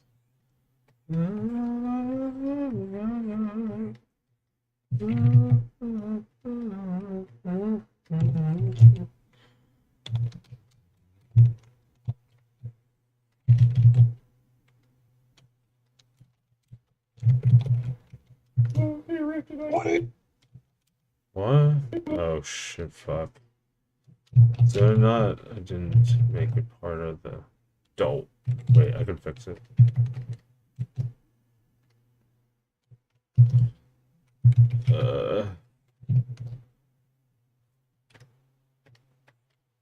No.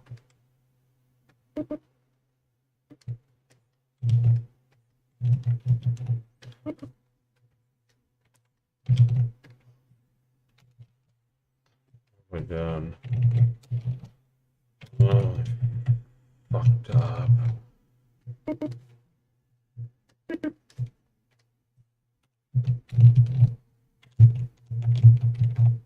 There, that's it.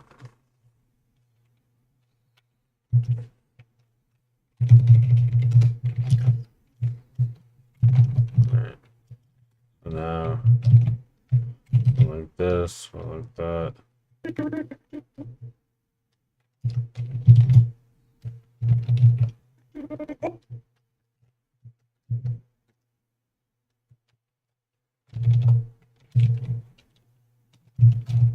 What do you mean? What do you mean? What do you mean? What do you mean the show's gotten worse? What do you?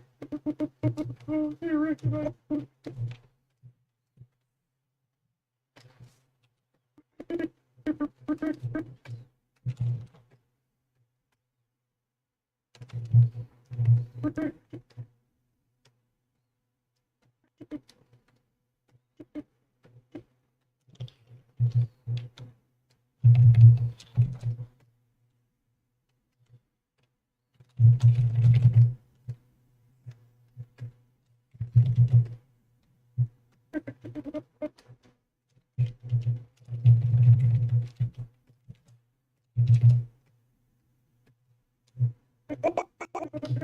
do you What do you mean? What do you mean the show's gotten worse? It's just as good as it ever was. We always made jokes about people dying and saying the N-word. I'm saying it right now. Don't fucking tell me that it's gone down in quality. Where's your proof? Where? What do you mean, where'd Quishby come from? He's been here! It's pretty good. I think this one might be done too. What do you mean the show's gotten worse? Why are you picking on Goosework? And I don't want to see her burst her own bubble. I've seen it before. I'd rather not see it again. I've seen it too many times, and I don't want to see it now. Not here. Not ever. And I think that is what's happening. I think you are making a mistake to play into the fans. Don't give them what they want. Don't give them what they want. When Rick goes on his angry rant involving Quishby, it kind of reminds me of that scene with Homer ranting from the Family Sim. Yep. It's like, give the fans, like, don't tell them that. Like, there's something weird about it. What would the fans have done if she was 122 years old? They would have bullied everyone who even thought about drawing weird drawings of her. They would have bullied everyone. But no, because the creator said it. What does it matter what the creator says? Just like, what does it matter what I'm saying? What do you mean the show's gotten worse? It's just as good as it ever was. We always made jokes about people dying and saying the N-word. I'm saying it right now. Don't fucking tell me that it's gone down in quality. Where's your proof? Where? What do you mean, where'd Quishby come from? He's been here! Don't give them what they want. I guess no Chill Fit 3. I guess not. Well, it could happen, but, I'm not saying don't give fans anything they want. I'm saying don't sacrifice your potential for just, like, more porn. Like, give me a break. That's what everyone's fucking talking about. How the creator fucking said it was okay. Like, I don't like that. Something weird about it. It's like people just like waiting to find out if the creator sanctions your porn of their character is weird. There's that's not natural. Making weird drawings of a cartoon, that's natural. Making it with the encouragement of the creator is not. That's it's a little too soon. What do you mean the show's gotten worse? It's just as good as it ever was. We always made jokes It's like about people. that helps boost the popularity of your cartoon. But like, why would you do that now? There's no freaking cartoon yet. There's a teaser, but there's no freaking cartoon. I'm not picking. I'm not. I got a thing to say here. I gives them the wisdom. That's why I did the joke with Mr. Enter, because like he made all of the mistakes, and it's terrible. And I don't mean to make him feel worse about it, you know. Just like I don't want to make Connor feel worse about it. And Connor's one of my good friends, and I think his work is really good, and it's nothing like Growing Around. It's actually fully realized, and Supermetal is not a fake series. It's just Conjun House. It's in Conjun House. Like, it's good. It's what he's made is really good. It's not like Growing Around, which is all just like everything in Growing Around is how can I explain this? Like, everything that wasn't created by the creator is all right. But everything he's done for it is Mr. Enter is based. Yeah, he is.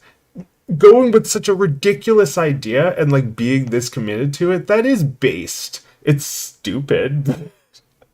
You know, so is making 30 days of Rick and Morty parodies. I'm sick of it, and I'm like losing my sanity, but at least I have experience doing this, and I didn't do it the way he did it.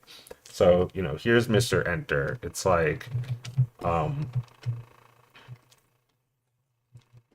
you know, like let's just say Mr. Enter is just minding his own business, right? He's not bothering you, you're not bothering him. But then suddenly, you know, someone breaks his rule, his only rule of don't ping him ever, and someone pings him. Mr. Enter is like unintentionally funny. He does these things like don't ping me ever, and unless you know he was trying to be funny, I don't know. But like, I think he was actually just pissed. But like, let's say someone, you know, asks Mr. Enter a really dumb question, and he just like totally falls for it. That's what Gooseworks is doing right now. She's falling for it. You're falling for it. Don't fall for it. It's not meant to be insulting. It's just like, can this not happen again, please? It's like you know, they'll ask something really stupid, like something that's obviously just related to their fetish, like something shoe size. Like maybe their shoe size question is like, what's the girl's shoe size? What's Sally's shoe size? What's the main character's shoe size? And it's like a creepy question because she's like a little girl, and it's like, you know, the fans want to know, so maybe he has an answer. And he's like, or you know, maybe the question is like, so when they get older, do their shoes get smaller or bigger? Like, you know, something really stupid like that. And then it's just like, then you got like Mr. Enter is typing. He is not hitting enter, but he is typing. And creators fall for this trap, and it results in shows that do not exist. Because like, you're giving people what they want. They want to know how old your character is. They want to know what your character's name is. They want to know the name of the show, the name of the other characters, so they can find the porn, and so they can make the porn, and so they can you know, tag their porn. They don't care about your show at all. Don't play into their hands. You know, like, they want to know how old your characters are. And if you tell them my characters are under 18, they're going to be like, "Oh, I guess we'll just do nothing then." But if you say they're 18 or older, they'll be like, and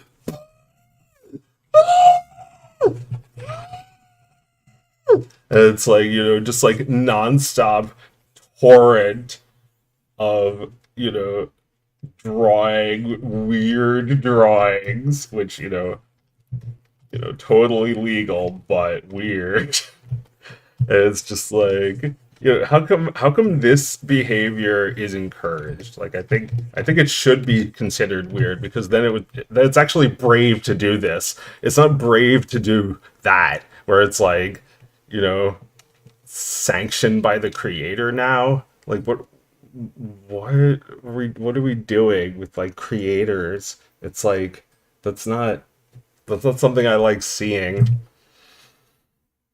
Mr. Enter would say something like this. Now, what would happen if kids became the parents? How would they conceive their own? Nah, I don't think that's how he would do it. Mr. Enter is really breaking new ground for making audiences uncomfortable. Joe, would you get mad if I ever pinged you? I get mad every time you ping me. Going around is like a twisted version of what he originally envisioned in his head. This is why you hire people who know how to write a plot. I don't know. I don't think you even. I don't believe in that. Like I think he needs to just like abandon. Like you know, uh, he needs to like. He probably has abandoned it, but like he needs to just like not. It's not that he doesn't. He needs to like not try. He does need to try. He needs to fail if he's ever going to improve.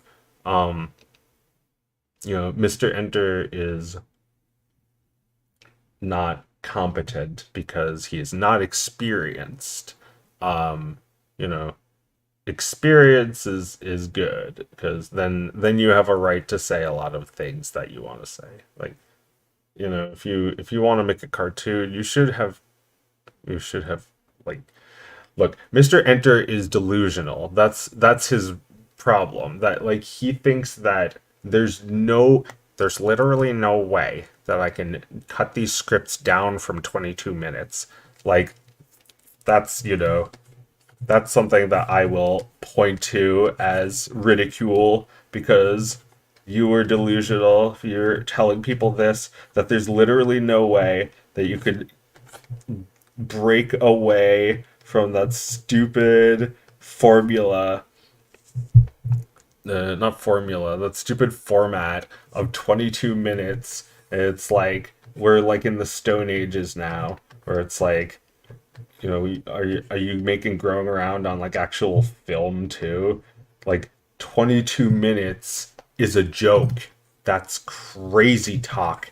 And I'm not saying this to be an asshole. I just think that being an asshole will drive the point home. He said that it has to be 22 minutes. It has to be 22 minutes because I don't know why he said it has to be 22 minutes.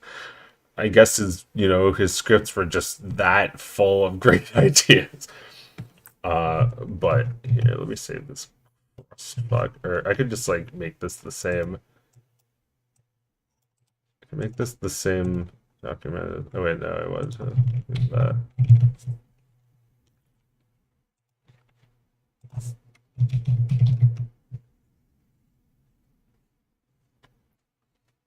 Is it self-awareness? I mean, he does lack self-awareness. I think like um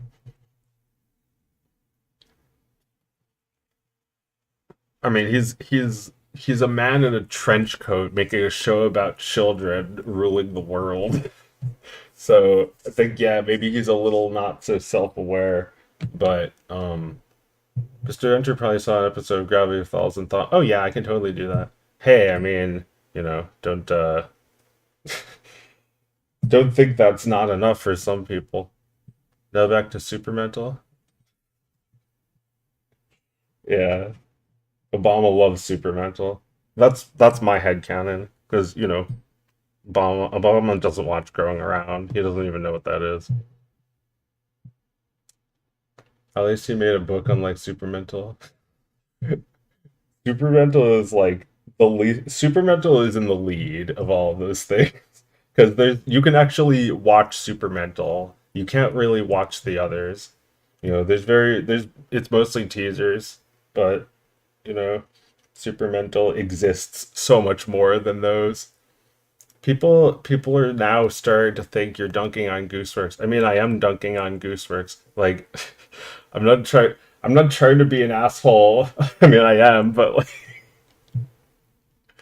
like this is a cautionary tale. Don't end up on Rick's weird TV. of shows that don't exist. I mean, Gooseworks is a great creator. I have, well, I don't have that much faith in this idea. Or maybe I just don't have faith in the like fans. Like I feel like the fans are going to help her ruin it. Those people who are upset or whatever, people on Twitter somewhere that I'm not looking are believe that I'm doing this. It's like there's just no nice way to say it, okay? Like I didn't want to make that jab at super mental. It's like you gotta learn from this, or else everyone is going to keep making this mistake. And of course, now I need to explain the joke because people just think it's a mean joke, which it is. You believe that fans of animation are capable of producing their own animated shows? I mean, truly, obviously, yes, it is. Like every single show, every single animation is made by fans of animation. Like I don't understand how you couldn't be a fan of animation if you make it. Um, there's like there's people who don't really make animations who maybe could try. That'd be cool. I'm canceling you on Twitter for making a super joke. I mean, Connor has a rule, and I hope that I have not broken it. It's like the rule of funny, and I'm just gonna call it Connor's rule. It's like if you're funny, you can be an asshole. Like Michelangelo, the greatest of the greatest of the great artists, possibly the most greatest one, is that he was kind of a dick apparently, and his nose was all fucked up. And the reason his nose was all fucked up was because he got in, he like said something snarky or something to another student when he was in college, and he got his nose punched in by this guy. He probably said his art was ugly, and he got his nose all fucked up. So like Michelangelo, one of the greatest artists, or perhaps the greatest artist in all of Western civilization of all time, was a huge dickwad, and he's totally canceled because he says that rutabagas are better than turnips, and now we have to punch his nose until there's nothing left. I don't think that there's anything wrong with being a dickhead. Connor says that if you're funny, I don't really care if you're a scumbag. It's just that no scumbags are funny. Usually it's not very often. Usually scumbags are the kind of weak people that don't have what it takes to actually like, be so fucking scummy with their humor that it's funny. If you don't like those kind of shows, are there any indie shows you think are worth the watch? I mean, yeah, Rick and Morty parody, obviously.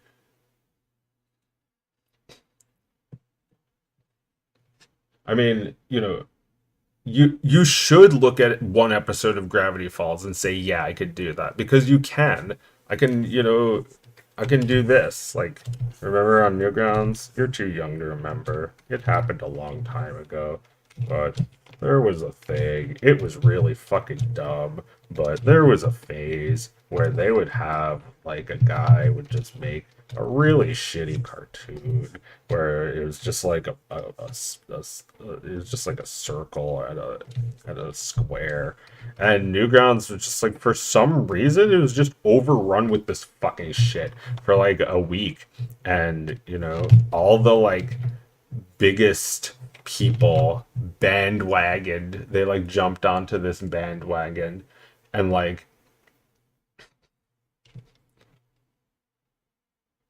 I love the new episode. It was funny, even if it was a low blow. I can't lie. I love that low blow humor. I love Audrey and Victor too. Yeah, I needed to be spicy in this show about hot sauce or something. I don't watch the show. Live schizo post. That's just my entire life. Super mental too. What is Supermental? It's like a sequel to Conjure House that, is mostly in clips, but, you know, you can watch it. It's not Obama likes it. Why are so many Rick and Morty parodies? I just wanted to do 30 because I need the views. Well, also because it's funny. like like doing this and thinking it's really fucking funny. Like I don't really care if it doesn't make that much money, but it will. For someone who's been animating for 20 years, you seem to have a really solid grasp when you started 2000, yeah, with Iron Man. What's your favorite type of potato? Sweet potato. They've become my favorite potato. Very good for you. It's like a potato, but it's got like color. Always eat the orange stuff when you eat a balanced dinner. Always have orange, green, orange, and meat color. But anyway, like this was it. This was what people were doing, and not just like randos, but like big name Newgrounds people who were like dubba dubba da and like hubba bubba ba and like that sucked. You know, that was just a slippery slope. That led right into this. It was like Africa Man. And it's like the exact same thing, but like now they're Africa dudes. And it's like, one is a circle, and one is a square, but it's like, scary face mask, and it's like Newgrounds, racism funny, and it's like, you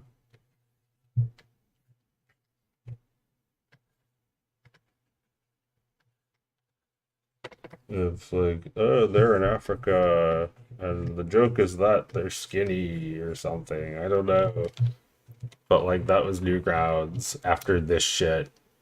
It's like, God, give me a break. So cheap. Africa Man, I think Stanford. Yeah, he was one of those. He did one of those shit, and it's boring. It's just like so fucking lame. Like those people had no fucking originality. They only did what everyone else would do. They only did the exact same shit as everybody else. They were just like, oh, well, since everybody is making Street Fighter parodies, it's like, that's not really that interesting. That's not that fun. You only get the, like, really lame ones.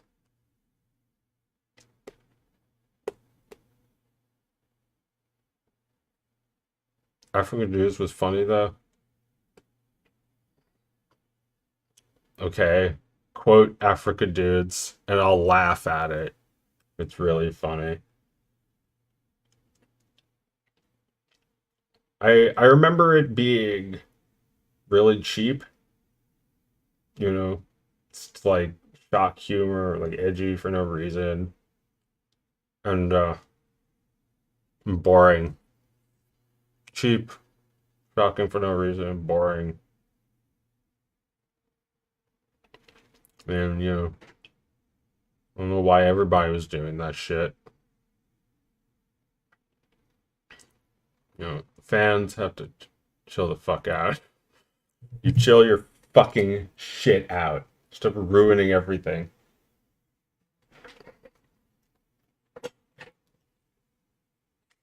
Don't play into their fans, their fanny hands that they've been touching fanny with, their own fanny. No one else's. Anyway, back to quality. Oh wait, I already finished. Time to upload this shit to my website. I already fucking did that. Right. Let me watch it. Oh no, I didn't actually finish this one. Always. I didn't swivel it yet. What do you mean the show's gotten worse? It's just as good as it ever was. We always made jokes about people dying and saying the N-word. I'm saying it right now. Don't fucking tell me that it's gone down in quality. Where's your proof? Where? What do you mean, where'd Crispy come from? He's been here! Alright.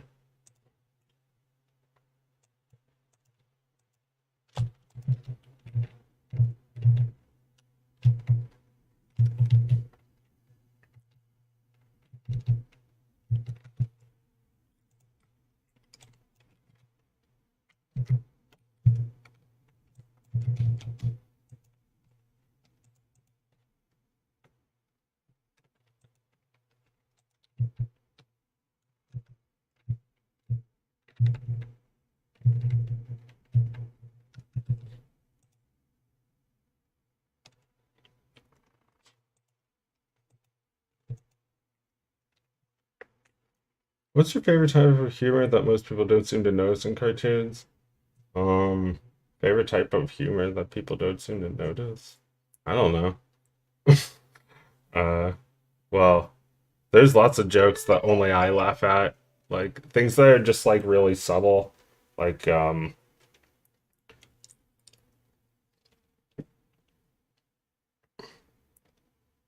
I don't know, little things.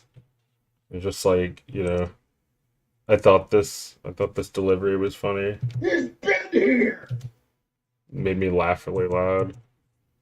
What do you mean the show's gotten worse? It's just as good as it ever was. Alright, I finished We always made jokes about people dying.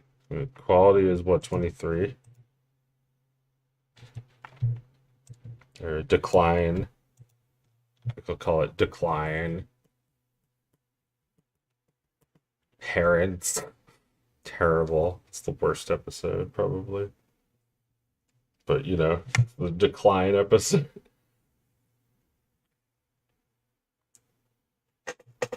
Mecca, you. He's on the floor, cute.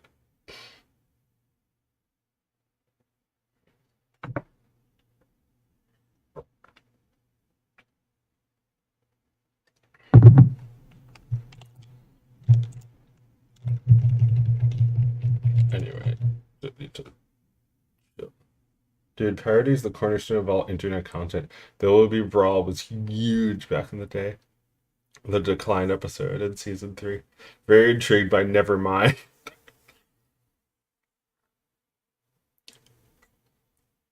Yeah, I have to make that one.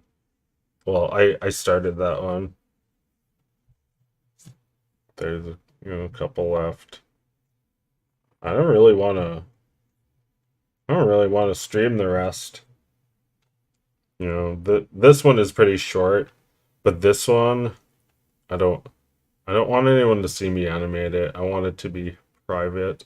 This one probably also private. This one, yeah, that's mostly gonna be like writing. This one, maybe I'll stream this one. And this one will be kind of like easy to make, so I'm not gonna bother. So I think the streams are over for Rick and Morty now. It's been fun, but I don't know if we're doing any more streams of this. I think there's, just about 2 weeks left in the month, but I'm gonna be finished in 1 week. And then probably come back with Handsy Boy. Trying to finish that one soon. This is better than Homestead. I love this is like there's something just so funny about this to me. Like this is so funny that it's like a show that just aired. It like just came out and it's already in its 3rd season. Like it's already almost done with season 2. And it's like that just is how everything feels like here there's this show. It's like it's having its 3rd season soon. And it's like this show just came out. Like what The hell? Just feels like that. Life is a smorgasbord. Hi, Mecca. Oh, he's so cute.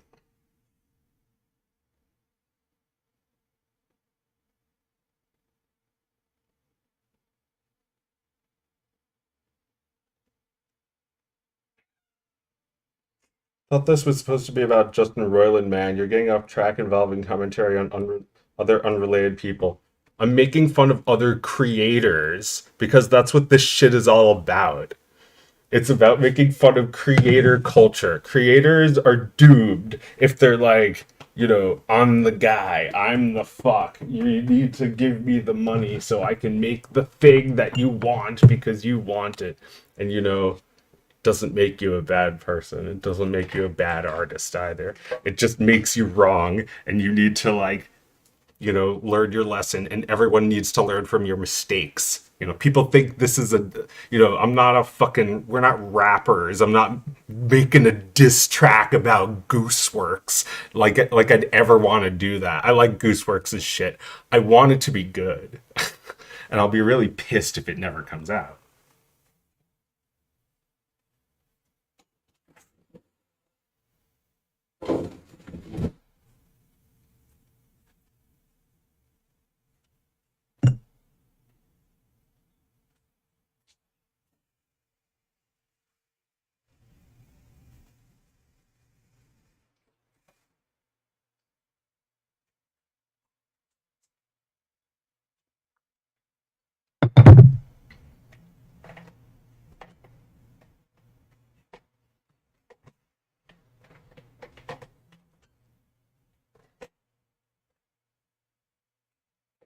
I feel like later down the line, this series will be analyzed to death as a piece of satire on capitalism and creativity. Yeah, I guess so. Or not. People will just want to look at the cool McDonald's. That it's like there's this cool McDonald's that you can see photos of in this cartoon. And it's like it's a real McDonald's.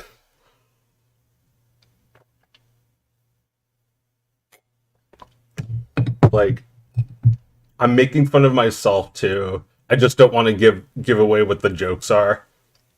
In the episode Cancelled, you can imagine. It makes fun of me as a creator.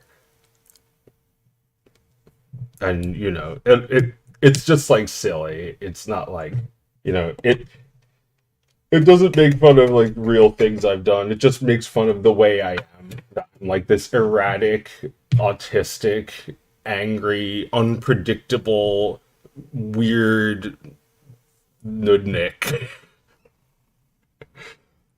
Cancelled for NFT crimes, yes. And, make jokes about that. That I'm just like Justin Roiland, but without the grooming. And I'm just like Justin Roiland, but without the domestic abuse. And I'm just like Justin Roiland, but without the money.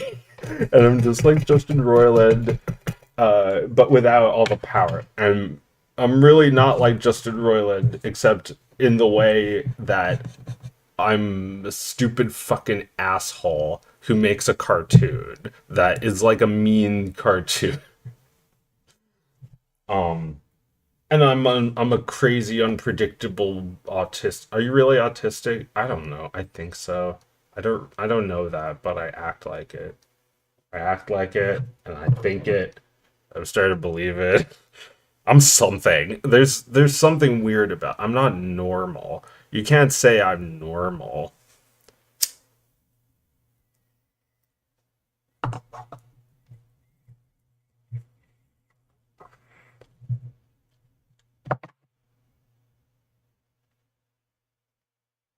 Where do you hide the NFTs, Joe?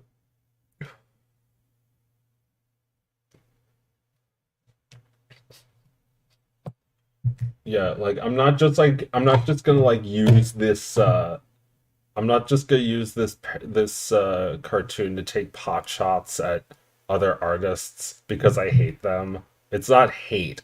it's commentary on creator culture. Like I think the only way the only way to be a creator is to lay low. You know, let me set the stage. Without naming any names, let's pretend I had the personality of a certain other person. A person who might have a little bit more to prove than me. And so it's like, let's say you had me and I'm back on Twitter. This is not making insults at anyone in particular. This could happen to anyone. This could happen to me. I just narrowly avoided it, probably because I saw enough other people making this mistake. It's like I'm on Twitter and I'm like, I'm talking about something, maybe my stupid fucking NFT. And it's like, I'm mad. And, you've seen this before. And it's like, you gotta, when you do the swear, you gotta do the question mark first so it doesn't look like a question. But anyway, like, I'm mad. And, like, if I was an asshole, I would be like, you'll see, you'll all see. Every one of you, I will make the best series. It's called Audrey and Victor, and it's really good. And it's like, this is a mistake. Stop that. Don't tell everyone how good your shit's gonna be. Don't tell everyone how, like, don't tell anyone when it's coming out. Don't tell anyone when you're planning to release it, because then you're just gonna fuck yourself over. Um, I'm not giving any release dates for any of my videos anymore because I've never been able to stick to them in my entire career. It's just like, if I'm upset on Twitter, which I don't use anymore, by the way, then I will go on a rampage and I will say, like, you know, you just fucking just watch me. I'll make a great fucking cartoon and you'll die from how good it is. You'll just fall over and die. You will sword yourself from how good my cartoon is. It'll be terrifying how good my cartoon is.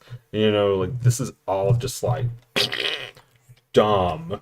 This is all just stupid dumb. And it's like, this would be me if I said that shit, just fall on my fat bald ass, and suddenly it's like the guy I wanted to be in my head is now like dead because I had to just like give in to the whole creator fucking shit. Like, I can't stand how creators behave. This Justin Roiland guy, he's only one person, but people try to blame him. You can't blame just one person. He's just the king of shit. He's not the guy who like created this culture. Like, we have a culture of like, just like, you'll go after creators. Isn't that just sick? Like, going after creators, just that's just not cool ever. And yet people will do it. They'll go after me and criticize me, and they wanna like say things that upset creators. They want to upset a creator and ruin their day.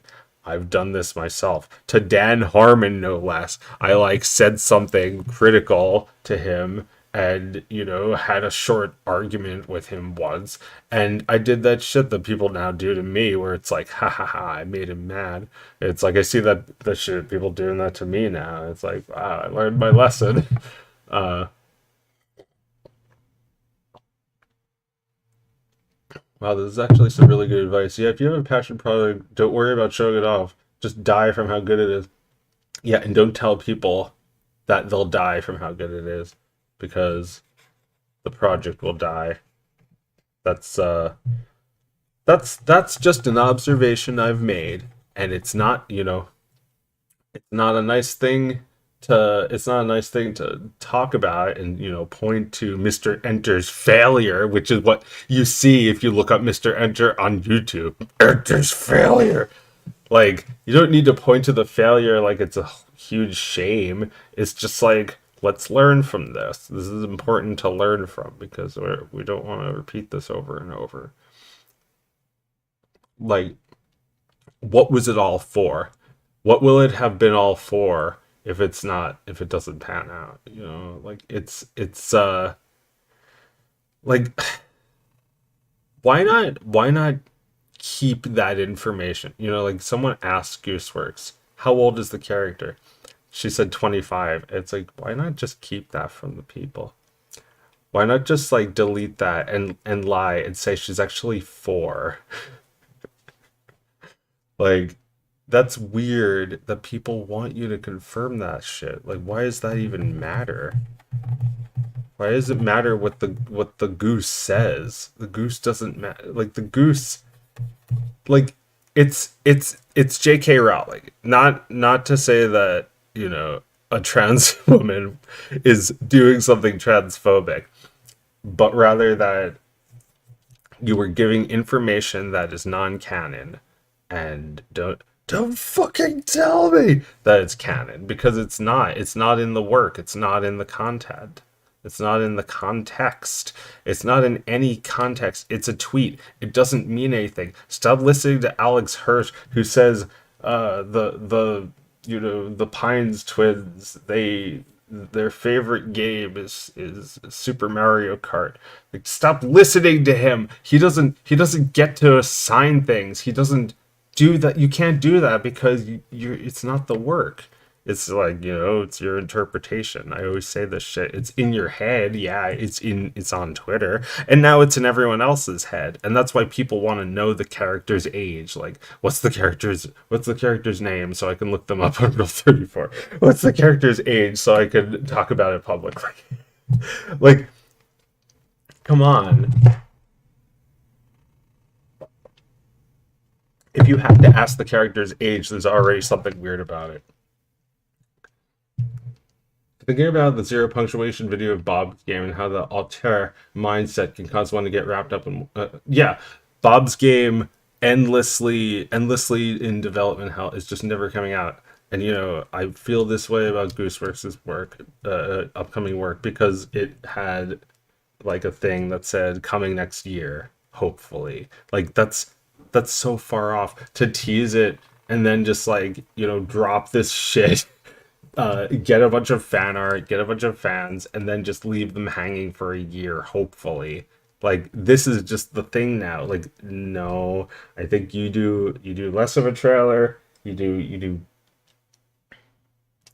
Yeah, I don't agree with a lot of the decisions. It doesn't really matter that much. I just heard mention the work should be interpreted instead of told how it is. It's your interpretation. Yeah, I mean,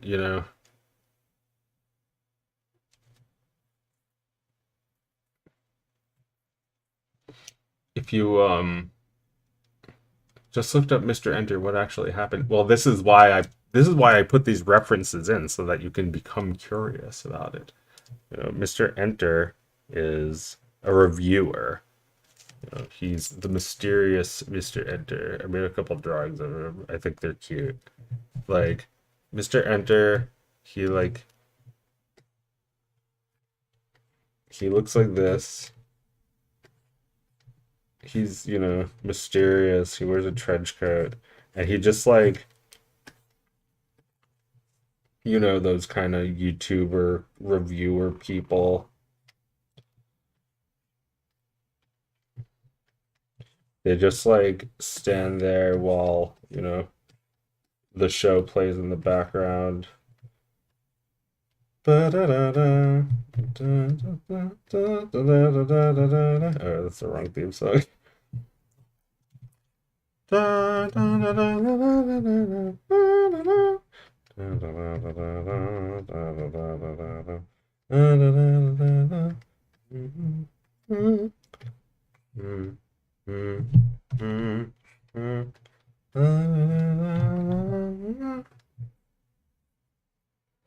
great talk, not for viewers, but for myself. I was spending weeks working on the first episode of my country, and I keep fixating on being an auteur. I just need to stop and release it. Well, you don't need to just simply release it if you need more time to work on it. But yeah, like stop thinking about yourself. People don't actually care, which is why I think the general public doesn't actually give a shit about the Justin Roiland stuff. It's really just like the network and their reputation that they care about it, you know? Like people don't care because it doesn't have anything to do. Justin Roiland's domestic abuse doesn't have anything to do with their consumption of the show. It doesn't have any real correlation. They didn't do the thing. They feel like they're being punished, you know. I think the show should be canceled just because if the creator is fucking in jail. But like they're not doing that and it's well, where was I? Mr. Enter is a cartoon reviewer. He reviews bad episodes of Family Guy and SpongeBob SquarePants and The Fairly Odd Parents and so on. He talks about how they have like bad writing or like the writing goes from like bad to like shockingly offensive. Like it goes like you know like he'll review like an episode of The Fairly Odd Parents where they like you know, there's like some gag where it's just like, how could they have even gotten away with that on the Fairly Odd Parents? It's like, you know, how do you draw the characters? Like, let's say Cosmo is just like, he's just like holding up like a brain, like he just ripped a brain out of a human being and it's just like dripping with blood. And Mr. Enter would see that and be like, "Are you kidding me? Are you seriously kidding me right now? Are you serious or kidding me right now?" Cosmo just ripped out that kid's brain and held it up over his head and made fun of the fact that he didn't have his brain anymore. This show has really hit a wall. They've really run out of ideas. But even worse than that, how could they allow this? How could they fucking allow this? Like, this is the most fucked up, violent thing I've ever seen in a show for toddlers. That, you know, like, why, you know, thankfully someone is watching this shit, but, like, why? Why subject yourself? I guess because, like, we're all used to just, like, subjecting ourselves to, like, shitty TV for our entire lives. So, like, once you do it for a living, there's really no stopping it. Maybe that's why he figured, damn it, I really hope someday I can get into making cartoons for real and not just being a fucking Fairly Odd Parents reviewer of these episodes that make me want to die. But, like, you know, that is not a thing that you could just try on. Sorry, you can't just slide on like a cheap pair of slippers. You have to work your way from nothing. And Mr. Enter should not even try to make cartoons under his own name. That would be a mistake.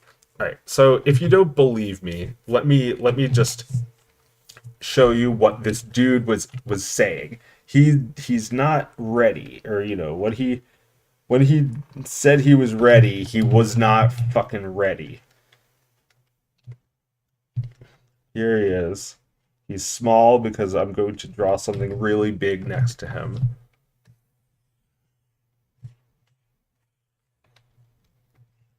Boom, boom, boom, boom, boom, boom. Wait, I need a dollar sign.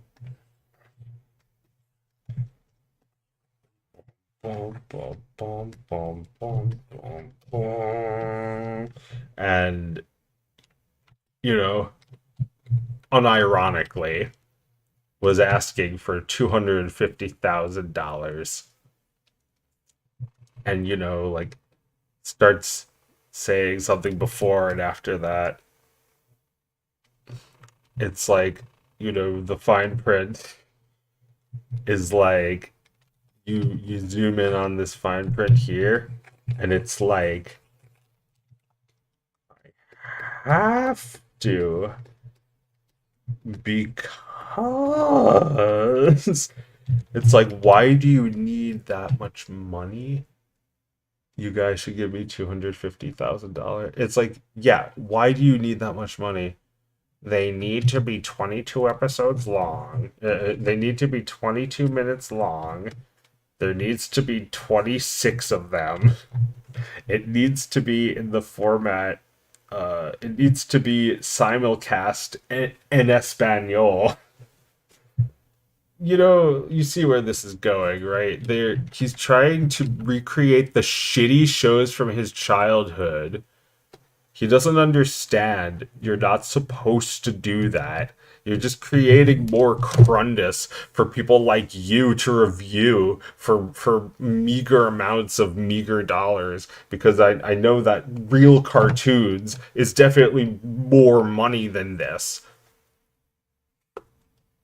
So the Supermental Kickstarter? Yeah.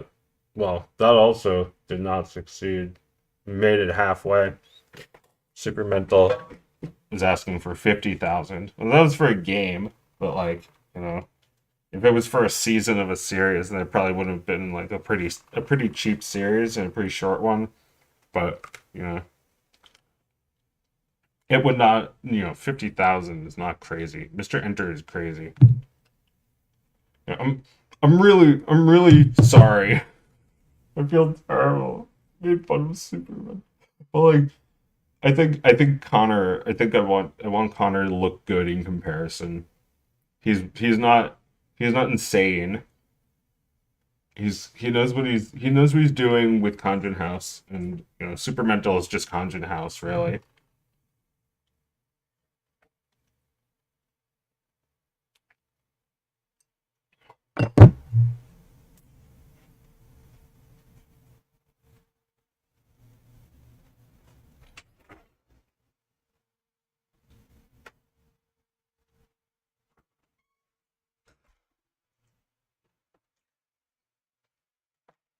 Look, it doesn't have to be made. I don't think it's gonna be. But you know, Connor made fun of Kerbifer, said, Tome is never coming out. And it's like, it came out, but that doesn't make it better. Supermental could be better, even though it's not exists.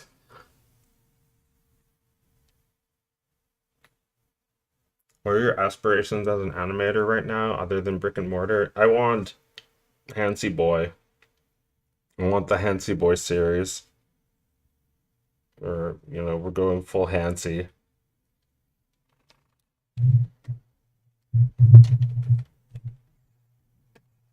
$26 eppies and 30 parodies.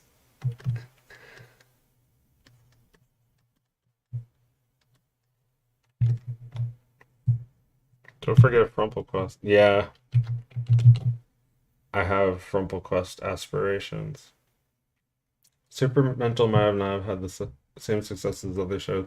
At least it's not growing around. No, Supermental is not growing around. I'm not trying to equate it with growing around at all. It's definitely better. It's just like, the creator, despite his competency, I think of Connor as being very competent. Connor and competent almost, is almost a thing. Despite his competence, he made mistakes. And now we must learn.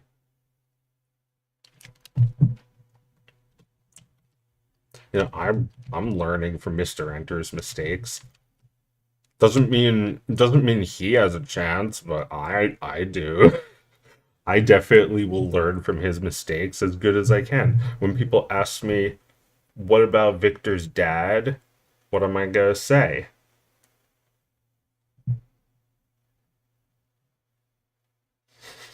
You say nothing because it's like talking to the fucking cops. Those fans are gonna burst your bubble, baby. That is what I'm saying. This is no insult. This is a fucking. Oh, do I have your attention? Oh, have I got your attention now?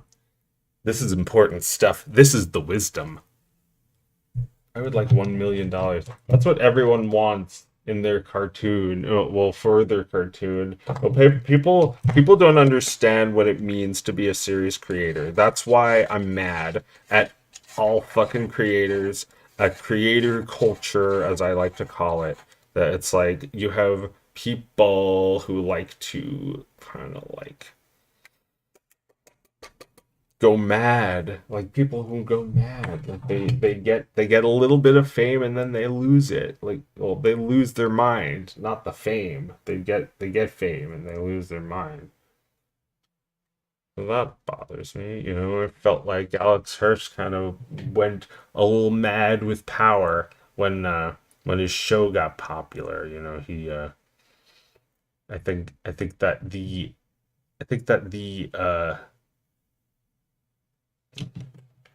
that like Gravity Falls on Twitter was like tells like a story as well, like that the creator becomes like seriously aware of the success of the show, and then the show itself kind of does. Creators need to have more, like, creators need to like step away from the spotlight. That's what I'm saying. Like, Justin Roiland, you don't want people like that. It's obvious now, but you don't want people like that ever. You don't want people like that before they go insane off the rails to the point of no return. You don't want people, like you don't want getting harassed either. Fans are shitty, and fans of shows that don't exist are shittier. They're just as shitty. They're fans, even though there's nothing to be a fan of. I mean, there's a character. There's characters, but that's it. There's a concept. It's just a concept. If Audrey and Victor was made into an actual series for TV, how much do you think the budget will cost? And I'm not gonna really, I can't really do that because it's the budget. It's gonna be Neptune's patties all over again. And I don't know if I have to explain that one because I talk about it so freaking often. But like, Neptune's patties suck. And that's what a TV show is. Terrible, but there's so much of it. Like, Audrey and Victor would look like the Cuphead show, and it would cost 100 times more than what I spend now, and that would be considered cheap. It's like, it doesn't make any sense. But let's, I guess, assume the best. Like, go to get over the garden wall out of it. They'll give me 10 episodes or something like that, and it'll be like this perfect little series that just ends and has no fucking fans, and no one watches it ever. And I don't have to tell fans. I don't have to talk to my fans of my show about it. Well, yeah, that was a good thing about Over the Garden Wall, that it just kind of like dropped, right? They made it and then uploaded it, or premiered it.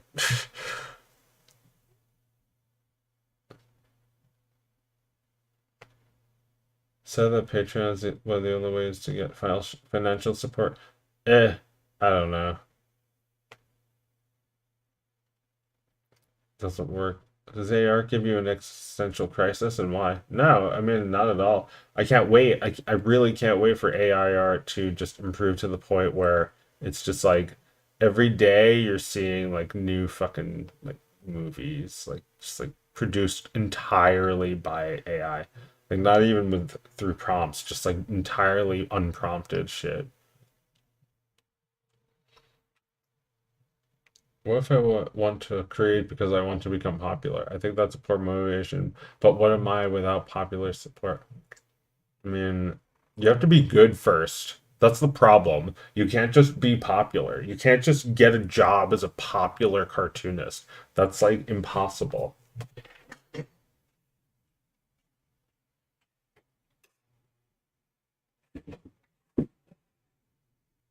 Like, you know, I'm telling you, you have to take the path less traveled, or else you're going to be in trouble.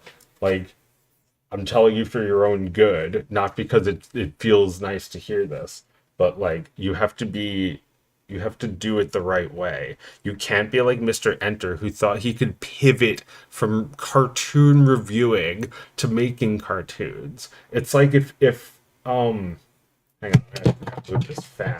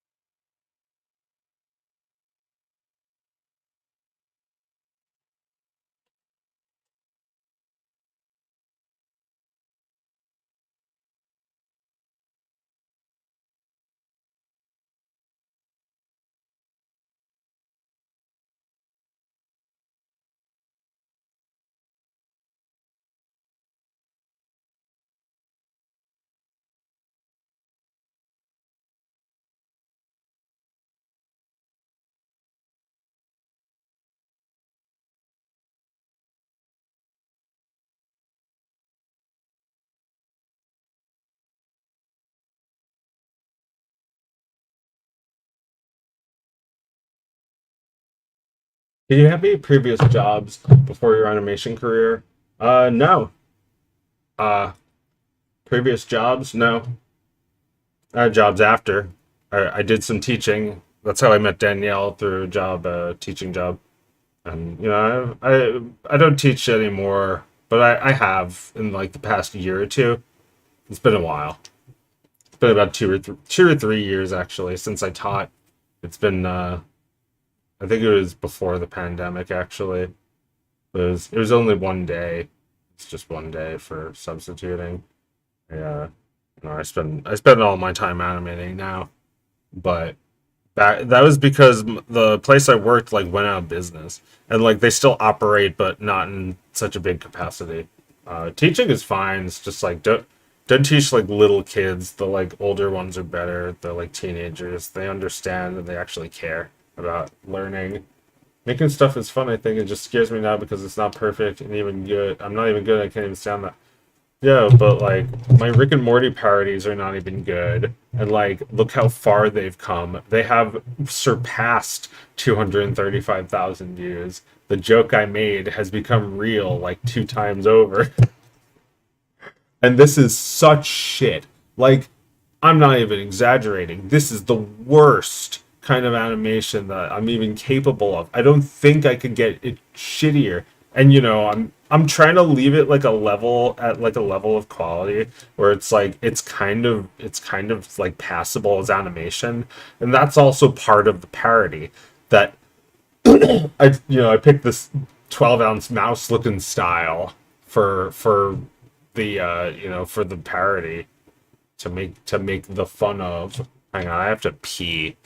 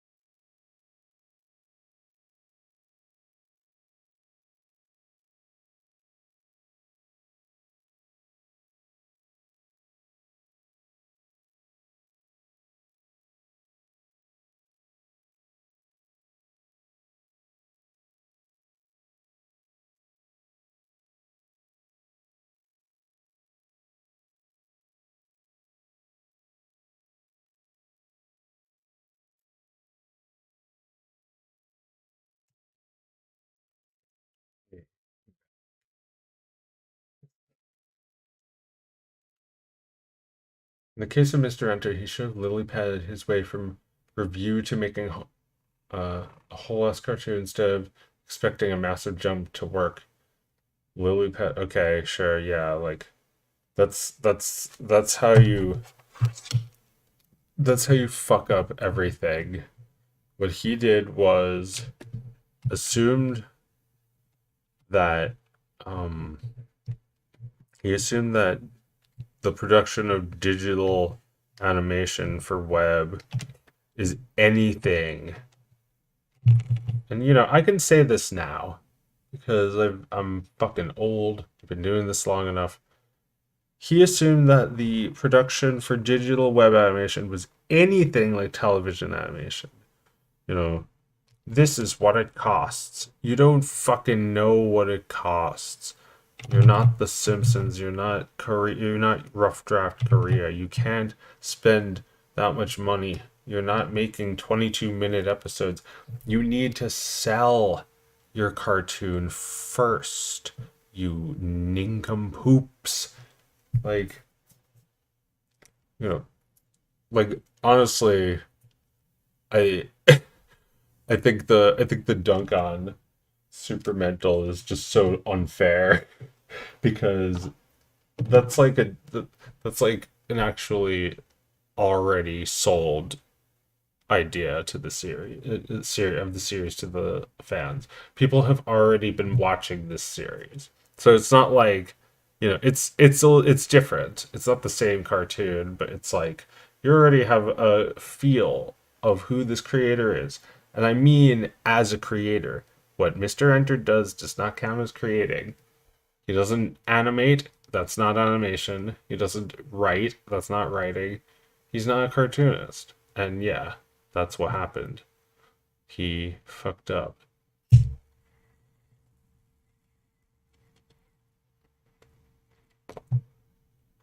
I think the thumbnail of them watching growing around is funny.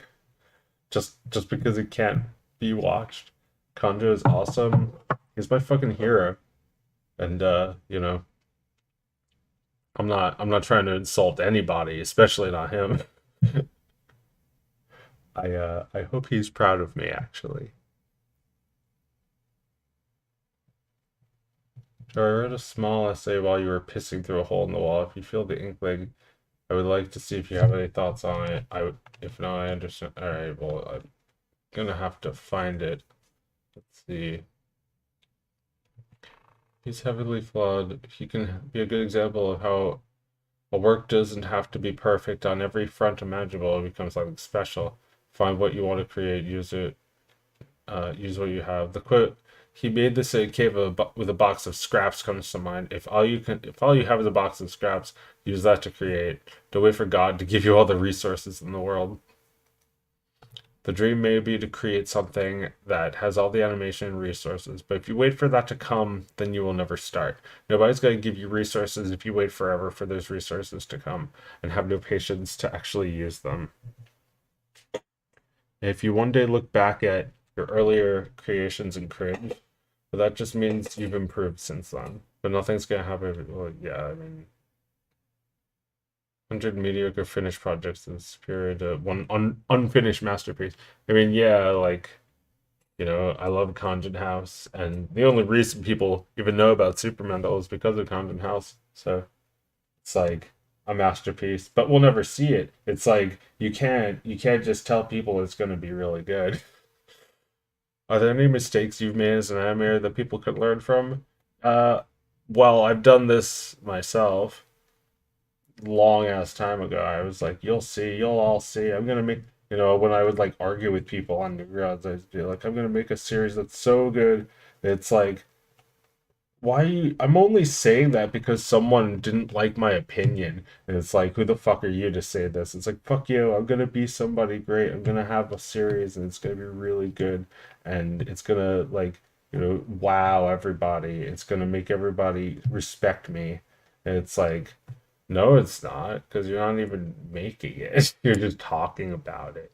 And like making something gives you a sense of satisfaction.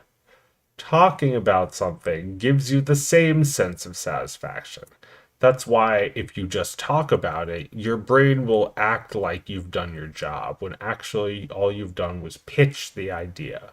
And now you have Mr. Enter, people like that, well meaning people, just like stuck in an endless loop of like people pinging him and him answering them. And, like people say, like, is Sally secretly 30? And he's like, no. And it's like, oh, okay, yeah, she's secretly 30. Yay! And it's like, people are just fucking stupid and gross. And they want to know, like, how many toes does Grog around have? Like, look, he's telling them shit that they shouldn't be asking, and they shouldn't know, and it's not even real. It's not even part of the cartoon. It's not even real. It's like he's delusional. He doesn't understand. He's you know he wanted to make a cartoon, but yeah, he like this is where he needed to hit. This is the target.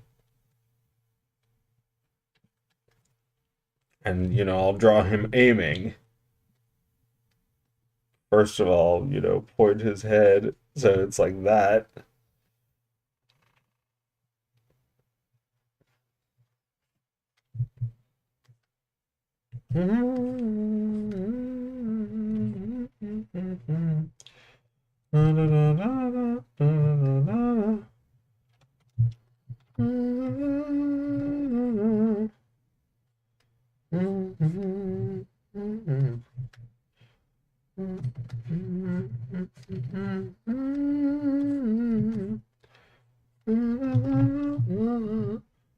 Like, where the fuck are you even aiming? He's aiming too high. Oh, wait, I know. I know exactly what he's trying to do. Because, let's say you can't cross this line. So, like, maybe there's a cliff right here. A cliff with, a target like that. And he can't go any further. But there's an arrow here already. There's a bunch of arrows in this wall. And he thinks he's gonna shoot it right here. When you really only have to shoot it right there. This is your ego. This is your pride. This is something that you should overcome. This is something that is not helping. Like, all you care about is shooting an arrow where it would be impressive. You can't even shoot it from there. Why not make a short that's like 20 seconds long first before you try making 20 minutes of cartoon? And like,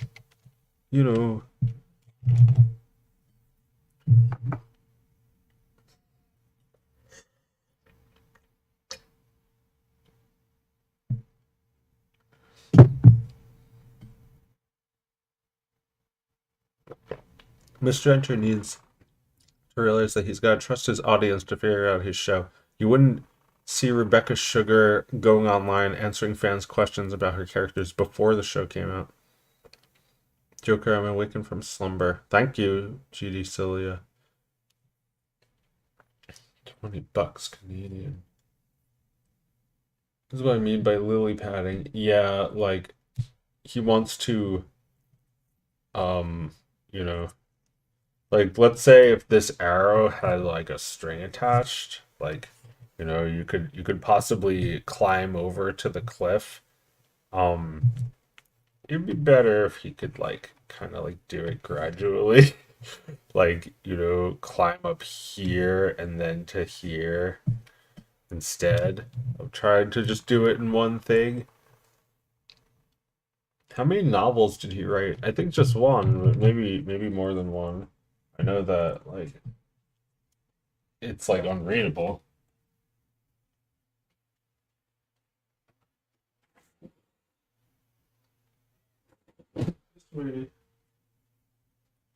And by the way, my evil plan is working. I wanted a long discussion on all of this shit. Not just here, but everywhere. I want this to be talked about.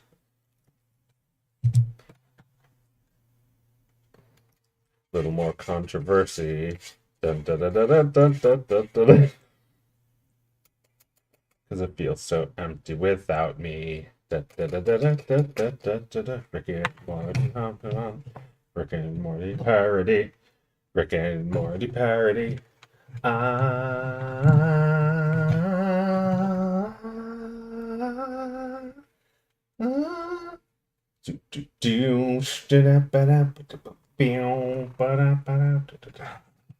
Little less controversy.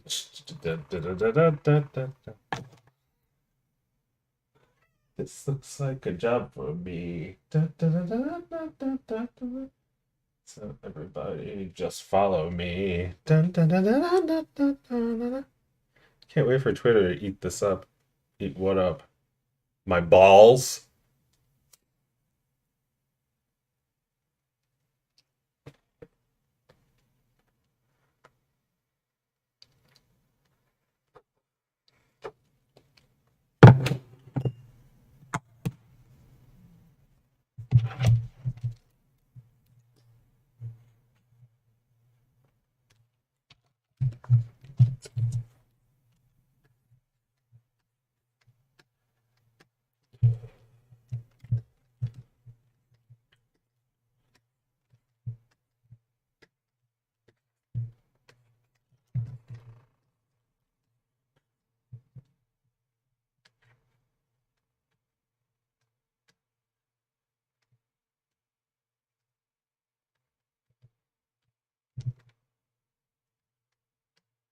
He's got that like one pose. I always forget how to do a thumb from that. I know.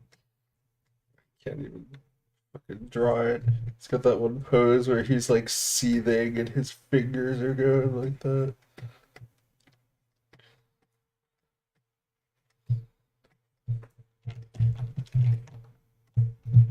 Like, how could they have fucking gotten away with this? He just ripped that kid's brain out and there's blood dripping from it. Eat up these videos you're cooking up.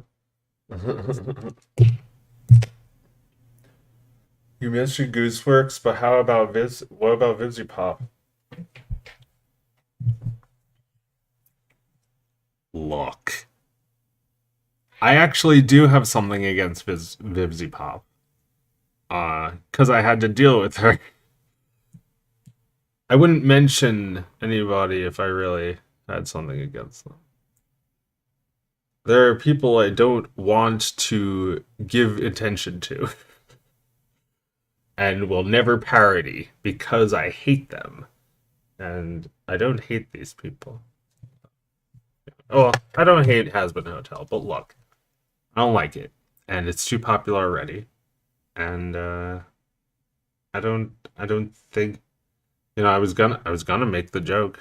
I was thinking if, I don't want to make the super mental joke, but I would rather people look up super mental than, already know what Has Been Hotel is. I could have made that joke because that applies to Has Been Hotel. It's a show that doesn't exist that has lots and lots of fans. What's wrong with Goosework? Like you're missing the issue. I'm not a player hater. I'm just a gamer. I'm just fucking around. I'm just being an asshole to make my jokes. I'm not trying to take anything away from anything or anyone. Like I'm not trying to take away from I'm just trying to I got my own shit to say. Also, what I'm doing is the opposite of what I said I should do. I should not explain myself to my fans ever. That's not important. Although I do think that the deeper message is worth talking about. This cartoon has a deeper message, and I felt it was necessary to say, even though it makes everyone uncomfortable, including me. Nothing wrong with Goose Words, just the aged Twitter post that is like the white noise on Twitter. It's like a .5 level offense that is funny to point out, but not an actual huge issue. Yeah. Husband fans are a bee's nest. You don't want to kick. I respect your tactic.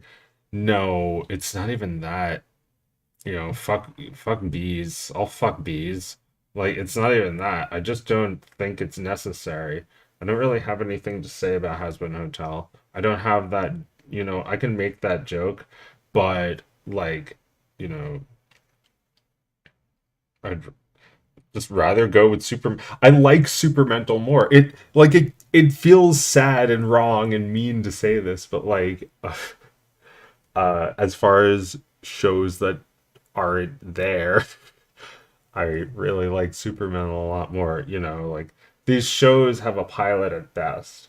Maybe Mr. Enter's show doesn't, but it has like an animatic. Uh, I think Vivzy Pop is clearly in the lead here, so I don't care, and like I don't think there's a reason enough to talk about her show because it's already the biggest fucking thing. So I'd rather dunk on my friend than dunk on her in this case. Do you have things to say about Hotel Mario? No. No, Hotel Mario doesn't have any issues. It doesn't have any flaws. There's nothing wrong with it, and there's no reason to criticize. It did exactly what it promised. Well, no, I mean, Hotel Mario is garbage, and if you worked on that, you're probably ashamed of it. Although, you know, probably don't need to be either. Because, like, I don't know. It's got this energy that people seem to really like. Prefer Homestuck Discourse to Has-Been Discourse because Homestuck has stuff to talk about and Has-Been has an episode.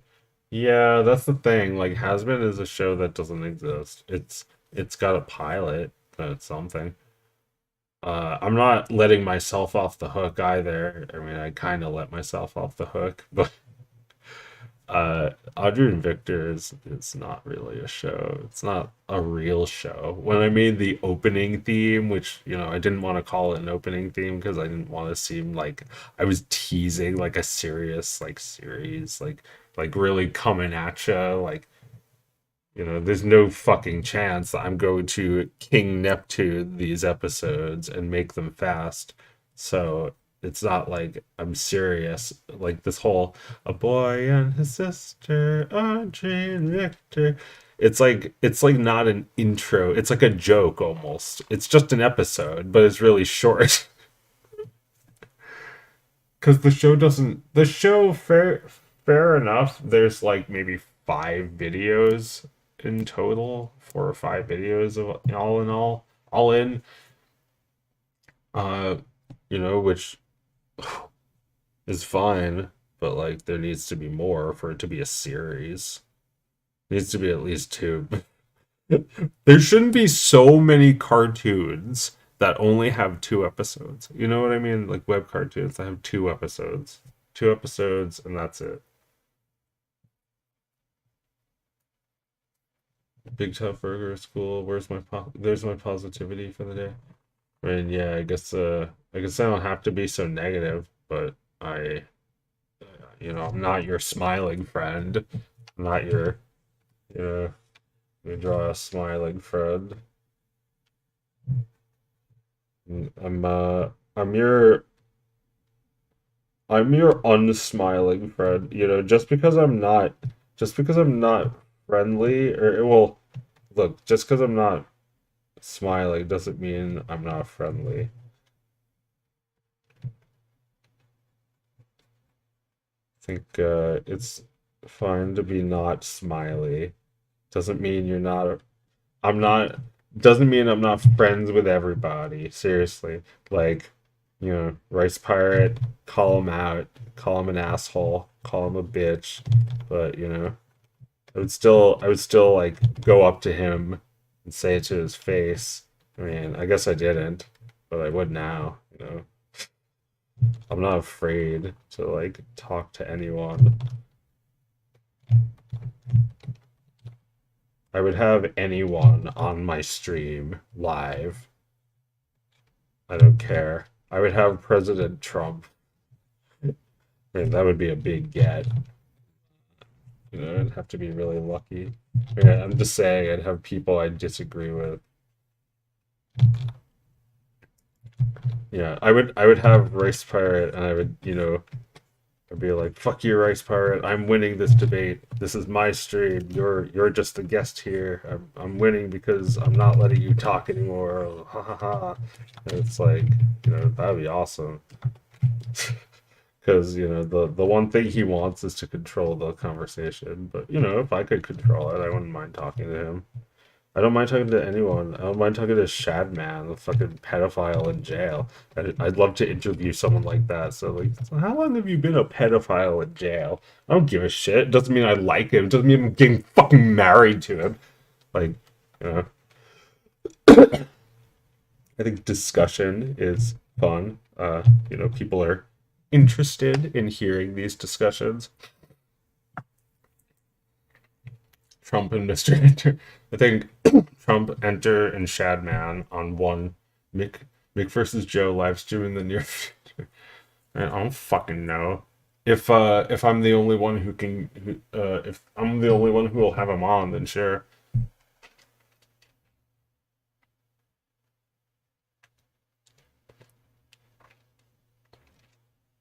Social media made me not want to meet people anymore. Yeah.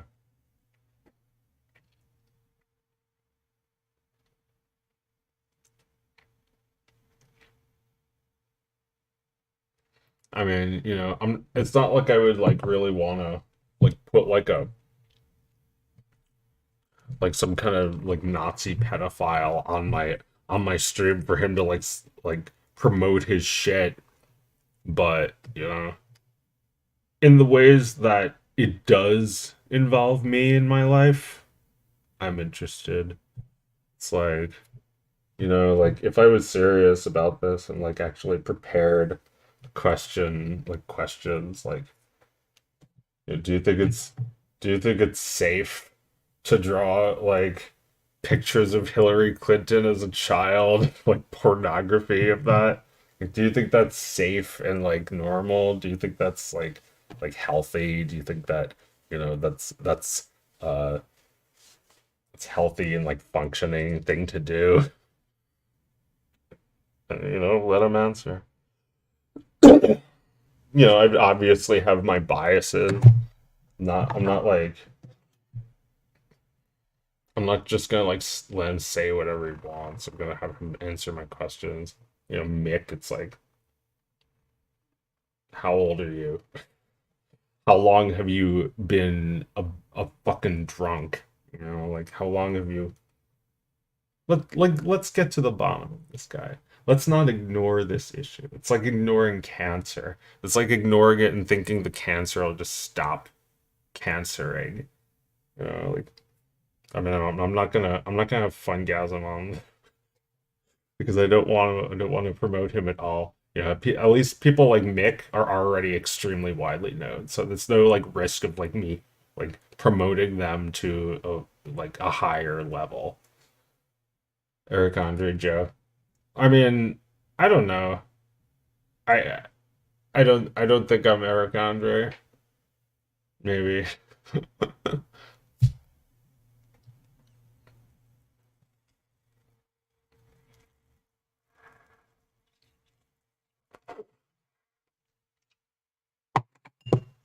But you know, I probably wouldn't have Rice Pirate on just because I don't like him.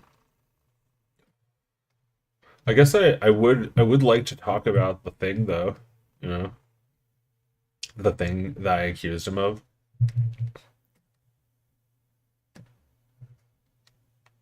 But whatever. I'm not I'm not gonna arrange that. Yeah, I just don't want to fucking tweet at him about it. No tweeting. No more tweeting. No more tweeting at anybody. Because that's just asking for trouble. And once I realized that, I kept doing it because I wanted more trouble. It's like, you know,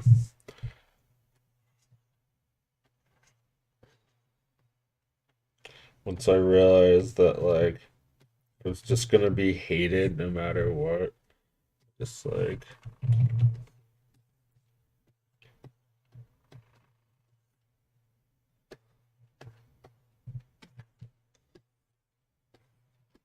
I don't even know what this is a drawing of. I thought it was gonna be like a drawing of someone. It's like a drawing of me over and over.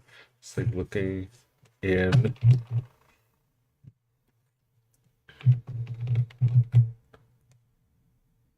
And it's like I guess I've gotten thinner over time. You can see that my body looks different. Maybe even thinner than that now.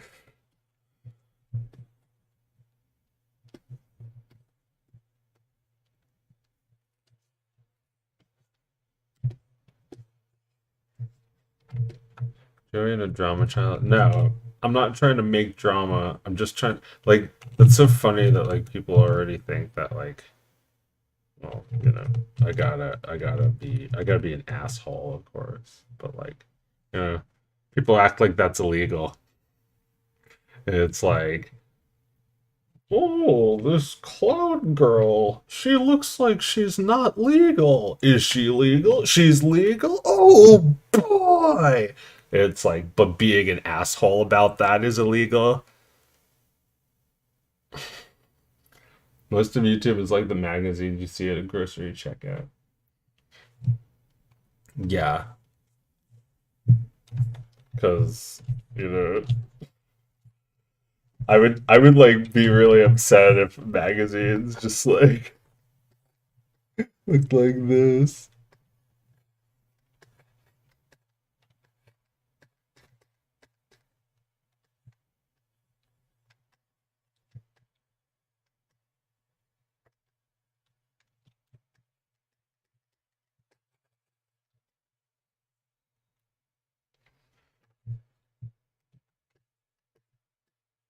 Like $500 million magazine. Is just like pointing at a giant pile of $500 million on fire. Like it's like we set $500 million on fire magazine. This is YouTube. It's like the kind of yeah shitty magazines that you would see next to like the Queen died.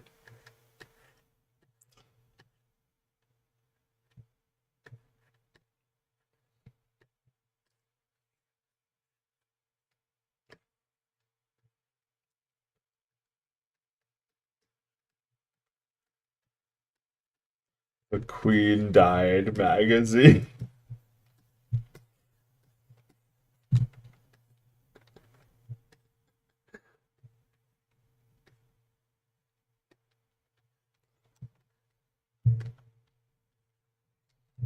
The Queen died monthly.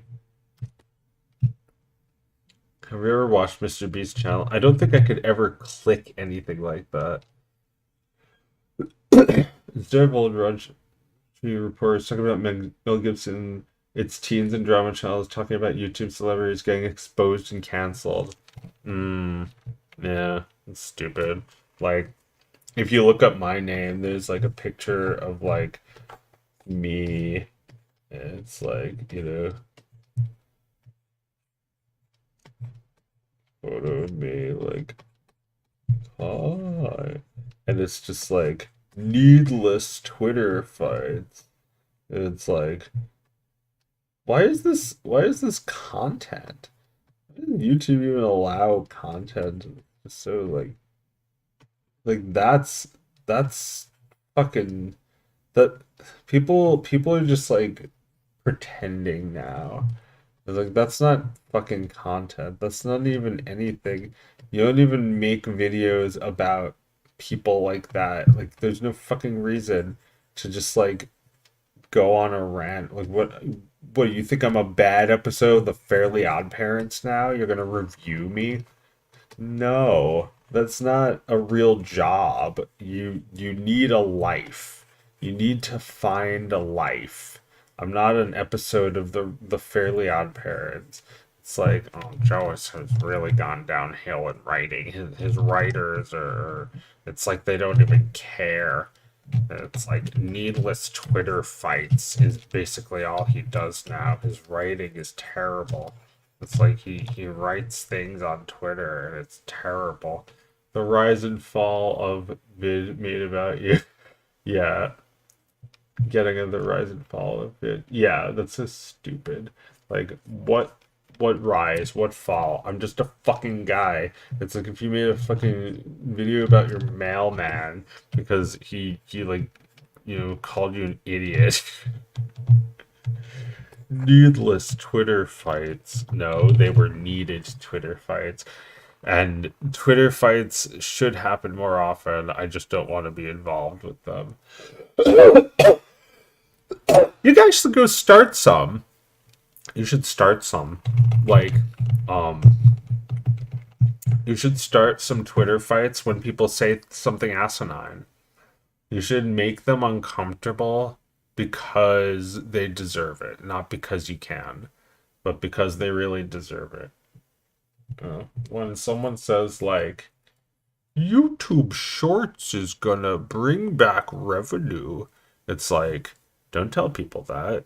You don't know that. What are you fucking doing? Excuse me? Pardon me, you sack of shit. Don't fucking do that. Don't fucking tell people that. Don't give them false hope. Don't tell them that shorts are gonna make them more money because then they're gonna fucking invest all their time into making shorts and then they're not gonna make any money because they're shorts and then you're gonna have a bunch of people who lose even more money because they wasted shit making shorts. Shorts or whatever. They're just YouTube trying to capitalize on TikTok success. They're like NFTs. They're in a bubble. They're going to pop. And then eventually it's just going to be like, who gives a shit about shorts? Well, some people do. Well, I don't care because it's not this overly hyped, stupid fucking thing that is constantly shoved in your goddamn face. And it's like, oh, okay. I guess you only liked it when it sucked. When it's just overly, was just literally fucking everywhere. Do more and more people tell you to stop making animations that are so long? Well, no, I mean, I don't make animations that are that long.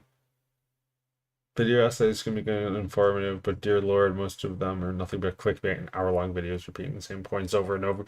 Yeah, like the Max Gilardi Apu video was like, Apu is my man, dog. He's my bro. Me and him are homies. We play Fortnite together.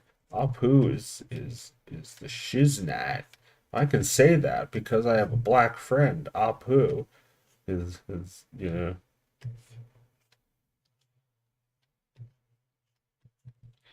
Max is like Doug. Doug Funny. Doug Funny would do this kind of shit when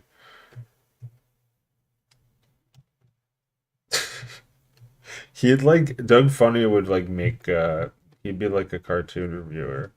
Be like, man, they ruined Man of Steel Man. And it's like, oh shit. Suddenly he needs more facial hair.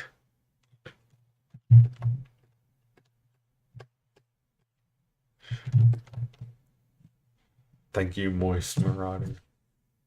So like, Max, who, you know, he's I've talked about Max. He also fucking bandwagoned on that stupid Africa dudes thing. And he like didn't even get in. That's Max.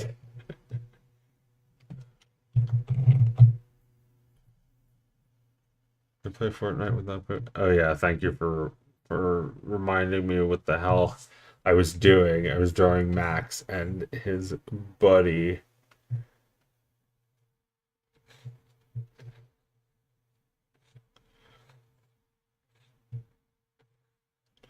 For no reason, here's Apu.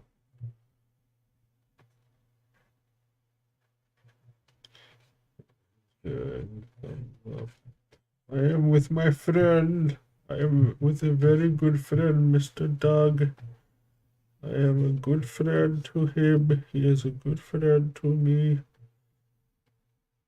We go out on weekends. No, Apu, don't say we go out. We go out together. No, not like that. We hang out. We hang out. We hang out. We go hang out.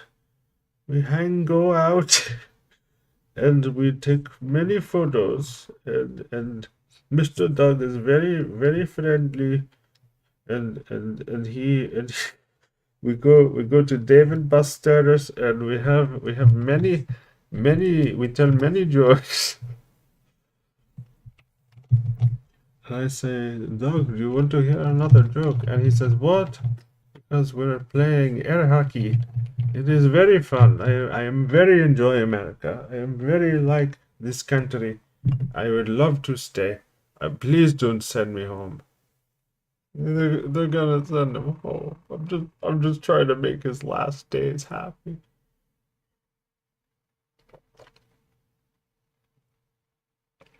No, but yeah, this is this is Max and his friends.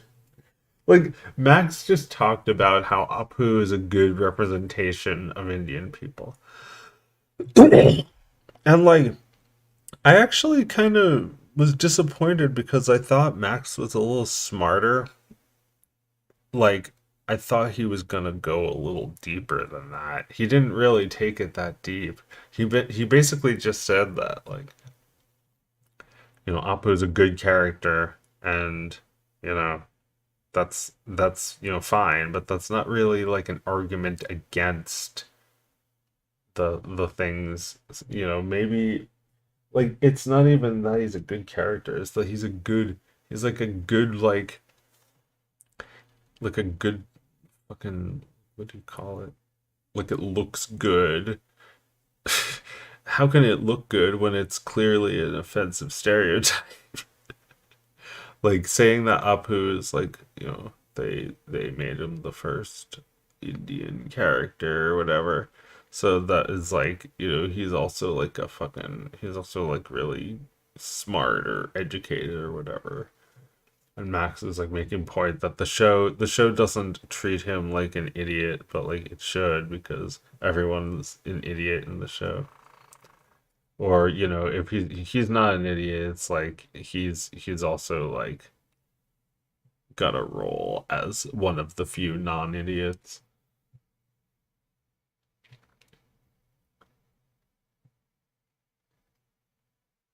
Who is Max? I wanted Doug. Oh, well, Max is Max G, who makes Brain Dump, and he made like a really long. Let me draw Max. His nose like that, right?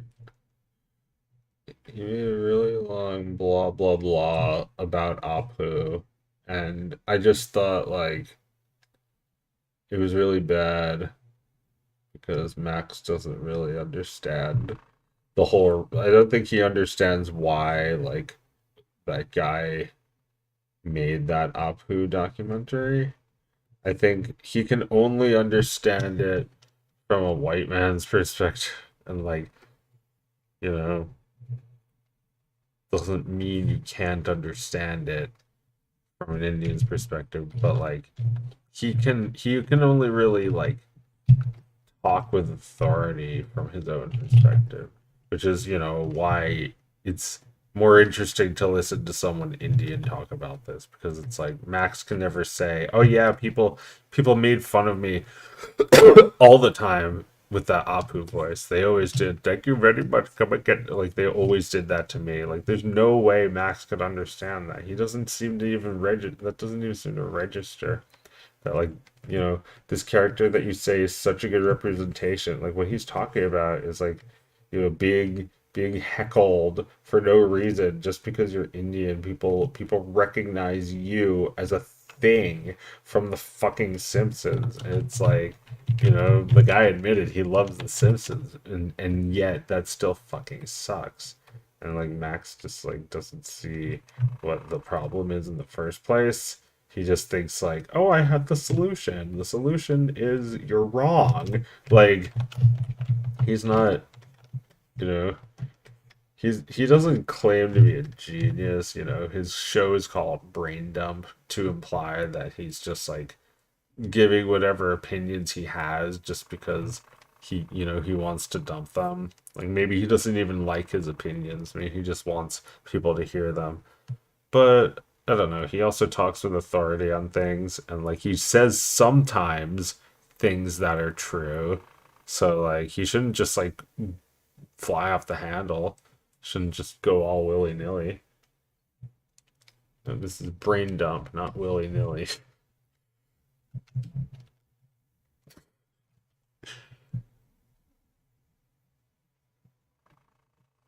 What do you think about the whole Apu controversy in general? Oh, I think I've talked about this, but like Hank Azaria should not feel bad at all. I think that everything that Hari Kondabolu did was like fine, except for that, like trying to make Hank Azaria feel like, cause like I don't think shaming him was helping. I don't think it was. I don't think it should have even been part of it.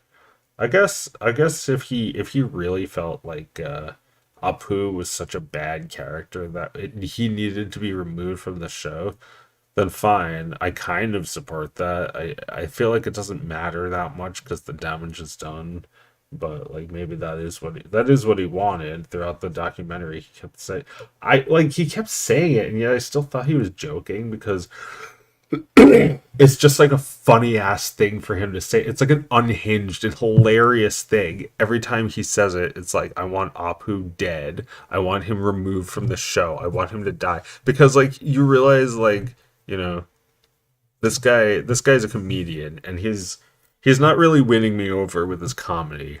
But like this like deep hatred he has for Apu is really funny. And he uses it to comedic advantage. It's just like that's not really the point of it. Like it's not trying to be funny. It's just like he doesn't feel like, you know, an aggrieved Indian dude when he's being funny. He just seems like a, you know, a guy who's sick of this stupid fucking cartoon, and like that's great. Like he's a comedian, yeah, he is, and he's, you know, he's not like that good. It's not. It's like the. This is playing with nuclear fire. It's like you have made a controversial movie about a topic that, um, you know, is kind of out of your like despite everything, you know, he's a comedian, he's Indian, and yet I think it's still kind of out of his, what do you call it? It's not really within his expertise.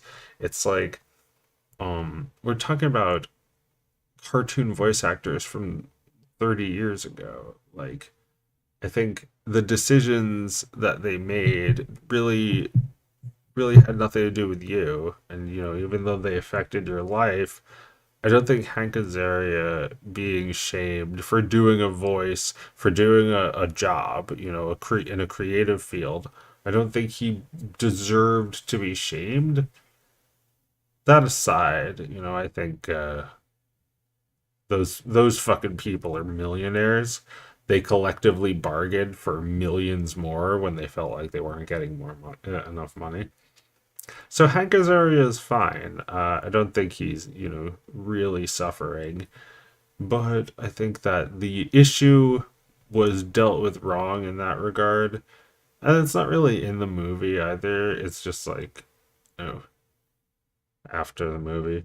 And the weird thing is that the people care about Hank Azaria's race. Like the Hank Azaria thing is made interesting because if you realize people don't realize what his race is at first. They don't know if he's white, so they think he might be like, non-white. And it doesn't matter what he is. It's like they think maybe he's Indian. I don't know. Like he looks a little bit like he could be Indian. Like maybe people think that. So like people's issue is that he's white. It's like he's white. It's like what does that have to do with his ability to do the voice?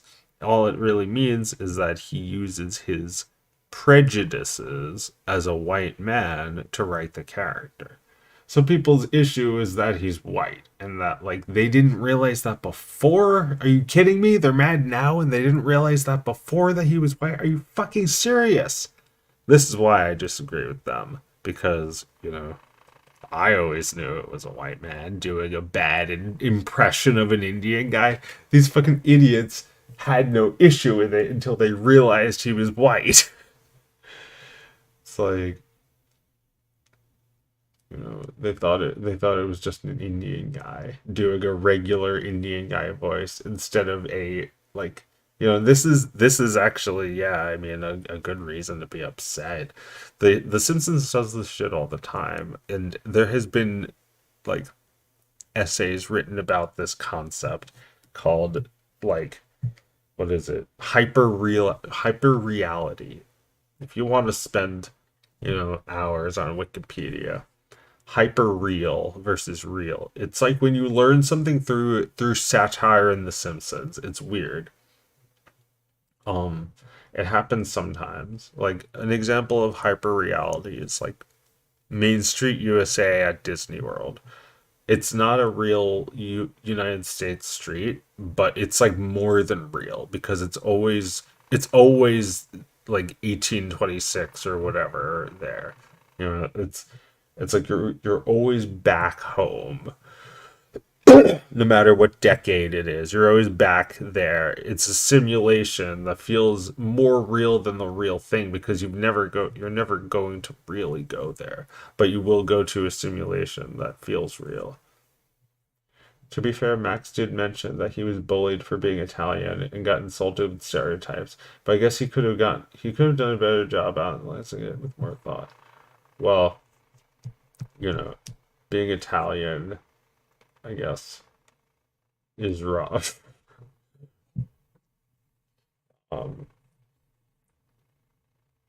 like people are not nice, but at least you're surrounded by other Italians. That this is why it's different. I mean, I could go through every one of his points and talk about why I disagree with them. I don't remember them all though. Saying, "Oh, well, I'm Italian," so I can't do that because I'm Jewish and I have gotten hatred. People have actually hurt me for being Jewish. So I can say that, but I can't say it's the same as being made fun of for being Indian because, Apu is like a way to make fun of Indian kids. It's like, thank you, come again. And it's like not just like once in a while. It's not just like I cooked a pizza. It's like you hear it from all the fucking shitty kids that hate you and like don't like you, don't care about you, make fun of you, or don't or exclude you. And it's like, that's not something I experience. I don't get made well, I had people make fun of my voice, but yeah, I mean, I don't think someone like Max has had his voice or his accent made fun of. He's not an Italian immigrant. He's not like Dexter or his like weird lucky leprechaun friend or his little French chef friend who have funny accents. Max is not an Italian immigrant. He doesn't have a well, like neither was Hari, but like like I don't think Max's parents were immigrants either. And Hari's parents were first generation immigrants, so he's a little bit less removed, or a little bit Well, his parents, he's only one generation removed from the old country. So like it's a little different. Like you're established. You're not a minority. Your skin color is not and you don't have it's not really apparent what you are from your skin color. No one's going to spot you from 3 blocks away and like be able to tell that you're Italian ever. Like, someone will see you from 3 blocks away and think you might be black, but then they get closer to you and you're Indian. So it's like, like they're going to be treating you like you're black until they can see that you're not black. And then treat you differently based on that. And like Max doesn't understand that. He thinks that it's the same thing to be treated, to be called like a bad Italian word. It's, sure, people can hate Italians. You can have prejudices and you can be cruel and you can even, have a whole ideology about hating Italians, but it's not the same in this context where it's like Indian people are like one of the smaller demographics at this certain time when this happened. It's like the show even reflects it by only having a single Indian character.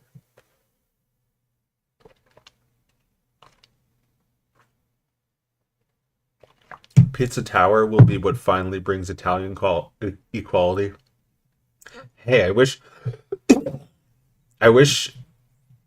people were felt like they were permitted to go that crazy with an Indian character. Like imagine Pizza Tower, but it's like Indian. It's like every kind of thing that would be considered stereotypically Italian, but now it's considered stereotypically Indian. And yes, people fucking love it. Everyone loves it. Everyone enjoys it. Just like how I would love it if there was like a little Jewish Mario guy, I don't care if he's stereotypical. That's the point. Like let's say you had a 3D character that is like a little Jewish guy. He's just like, ay, ay, ay. And like his nose actually helps with the game. Like if you're playing like that, his big nose will point you to where you need to go. Like you'll know exactly where your character is pointed. This is just Rumblecast, but like I think that's funny. I think I'm allowed to make that. Tikka Masala Tower, let's go. That'd be cool. Yeah, that'd be awesome. Like just think of the like kind of aesthetic you want to go with, and type it into AI and prompt it. Anyway, I should go to bed soon. It's late. Like no, like seriously, that would be so cool if you were allowed. Because like Italians, you're allowed to turn into cartoons. You're allowed to cook a pizza, and no one's like really offended. See, Max is an idiot. He doesn't understand, or he's just like faking because he knows it's not the same thing. Like Italian dude turned into a cartoon, and literally nobody says this is offensive, but like I got like my little Jewish guy with a big nose, and like people are gonna be like, oi, oi, oi, you know, my Jewish guy who says oi, oi, oi, and people are gonna be like, oi, oi, oi. He doesn't have literally every stereotype. He's not like that. Although that's kind of funny too. I like just this though. This could be a good platform character, I think. It's the little Jewish guy in Jewish land. Or he could even be in like a Holocaust camp trying to avoid Holocaust traps. Good night, Joe. Are you a decent entity? You are a decent entity. And thank you for reading out my wall of text. No problem. Yeah. No, I mean, like, I think we will have Tikka Masala Tower as well, and and Matza Tower. Matza Tower is not a bad name. Capitalize on the success of Pizza Tower. French kind of fall into their own weird thing.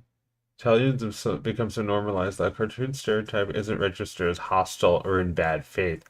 That's interesting. Somebody mentioned Baljeet before, and like, kind of, don't mind the character. I feel like he is maybe a bit stereotypical, maybe offensive, but like, you know, they went there with him. He's just like a kid. He's Indian. He likes math. He likes curry. He's he cares about his grades. It's a little stereotypical, but so is Mario. What's the big fucking deal? We love Baljeet. Like I don't mind that Apu is a clerk. I don't mind that the clerk is Indian. I think it's definitely a very quick to understand cartoon character. Like that's a good thing about it. Like whether or not it's offensive, like if it's drawn in an offensive or not offensive way, it's like, he's just like an Indian clerk.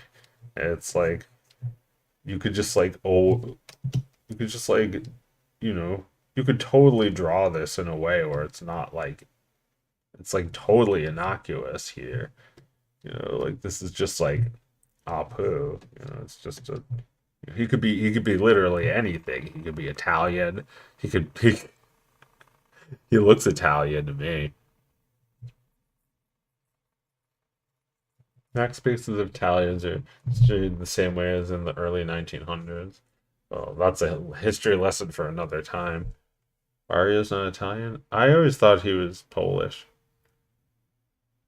I brought it up because I wanted to type Belgium Holocaust. Yeah, Belgium is an interesting character because he his name is based off of Jeff Swampy Marsh had a friend named Baljeet, and like he made the character, and then he showed the real Baljeet the character, and Baljeet said he was kind of stereotypical. Yeah, which I think is interesting. You have this Indian kid who he loves math, but hey, I love math. That could be a stereotype. You could say it's a stereotype. I actually love math. Like that that sucks that I would have to ever feel that way. Weird that like something that I'm passionate about because I have I have a gift. I have the gift of being able to do math. So I'm passionate about it. I love math. Imagine if I was Asian, if I was like Asian, if I was Indian, if I was, something that like you don't want to look like you love math because it's a stereotype. It's sad, but it's a stereotype for Jews too, just not as widely recognized. You know, Math is cool. A lot of people think because he's German or Jewish or Polish or something, he's probably intended to be Italian because Italians love garlic. Well, garlic is great, and I'm not Italian. Reminder, Punch Out has a canonical character that is named Pizza Pasta. That is an important reminder. Wario is vaguely European. Yeah. But yeah, I mean, like, I think on one hand you could be like, oh, it's inclusive, and on the other hand, you could be like, oh, it's stereotypical. It's like, I don't know, if you're white people making it, yeah, sure, it's going to be stereotypical. If you're Indian people making it, it might even be stereotypical too. Like, look at like El Tigre, like, what's that guy's name? Jorge something. Like look at how much like just like typical Mexican iconography he throws into his work. It's just like literally everything is just like brimming, no pun intended, with like this stuff, with like like he's got like a character with like square eyes and like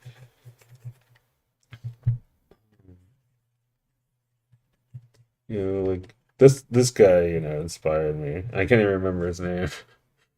Well, because I kind of stopped liking his work, his movie, and like it, but like he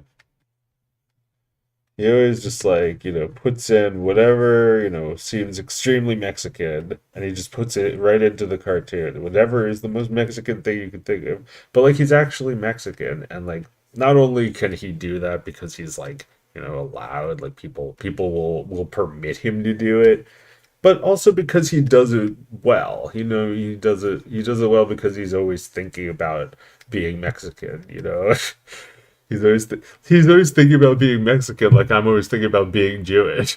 Jorge Gutierrez, that's his name. Yeah. Um, like the reason Apu is seen as offensive is because the creator is white, because the voice actor is white, not because the character is Indian, but because the creator is like like people misunderstand that, they misread that the point of that. But like there's a thing behind it. If you don't know what you're doing, if you're not really Indian, you're going to only have a surface level understanding. So like when you compare that against the white characters of the Simpsons, who are like really well understood, that's why there's this disconnect. You don't understand like something about him. It's like it's really just like him in relationship to the white characters. That's why the character doesn't really do that much. He's just the clerk. He might as well live at the quickie mart. They probably joked about him living at the quickie mart. Homer, just like a stupid fucking slob. But like, this is really a story about him because it's a story about Springfield and everybody in it, especially the Simpsons, and the the story about Apu really just it's really just about Homer buying his donuts or whatever he's doing here. On the other side of this counter, maybe he's got a gun.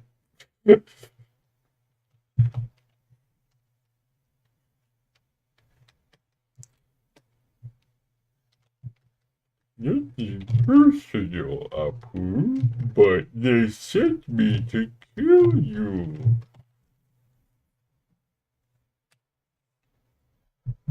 My favorite Apu quote is when he's on the roof with the gun and shoots at someone trying to raid. He's like, "Thank you for coming. I'll see you in hell."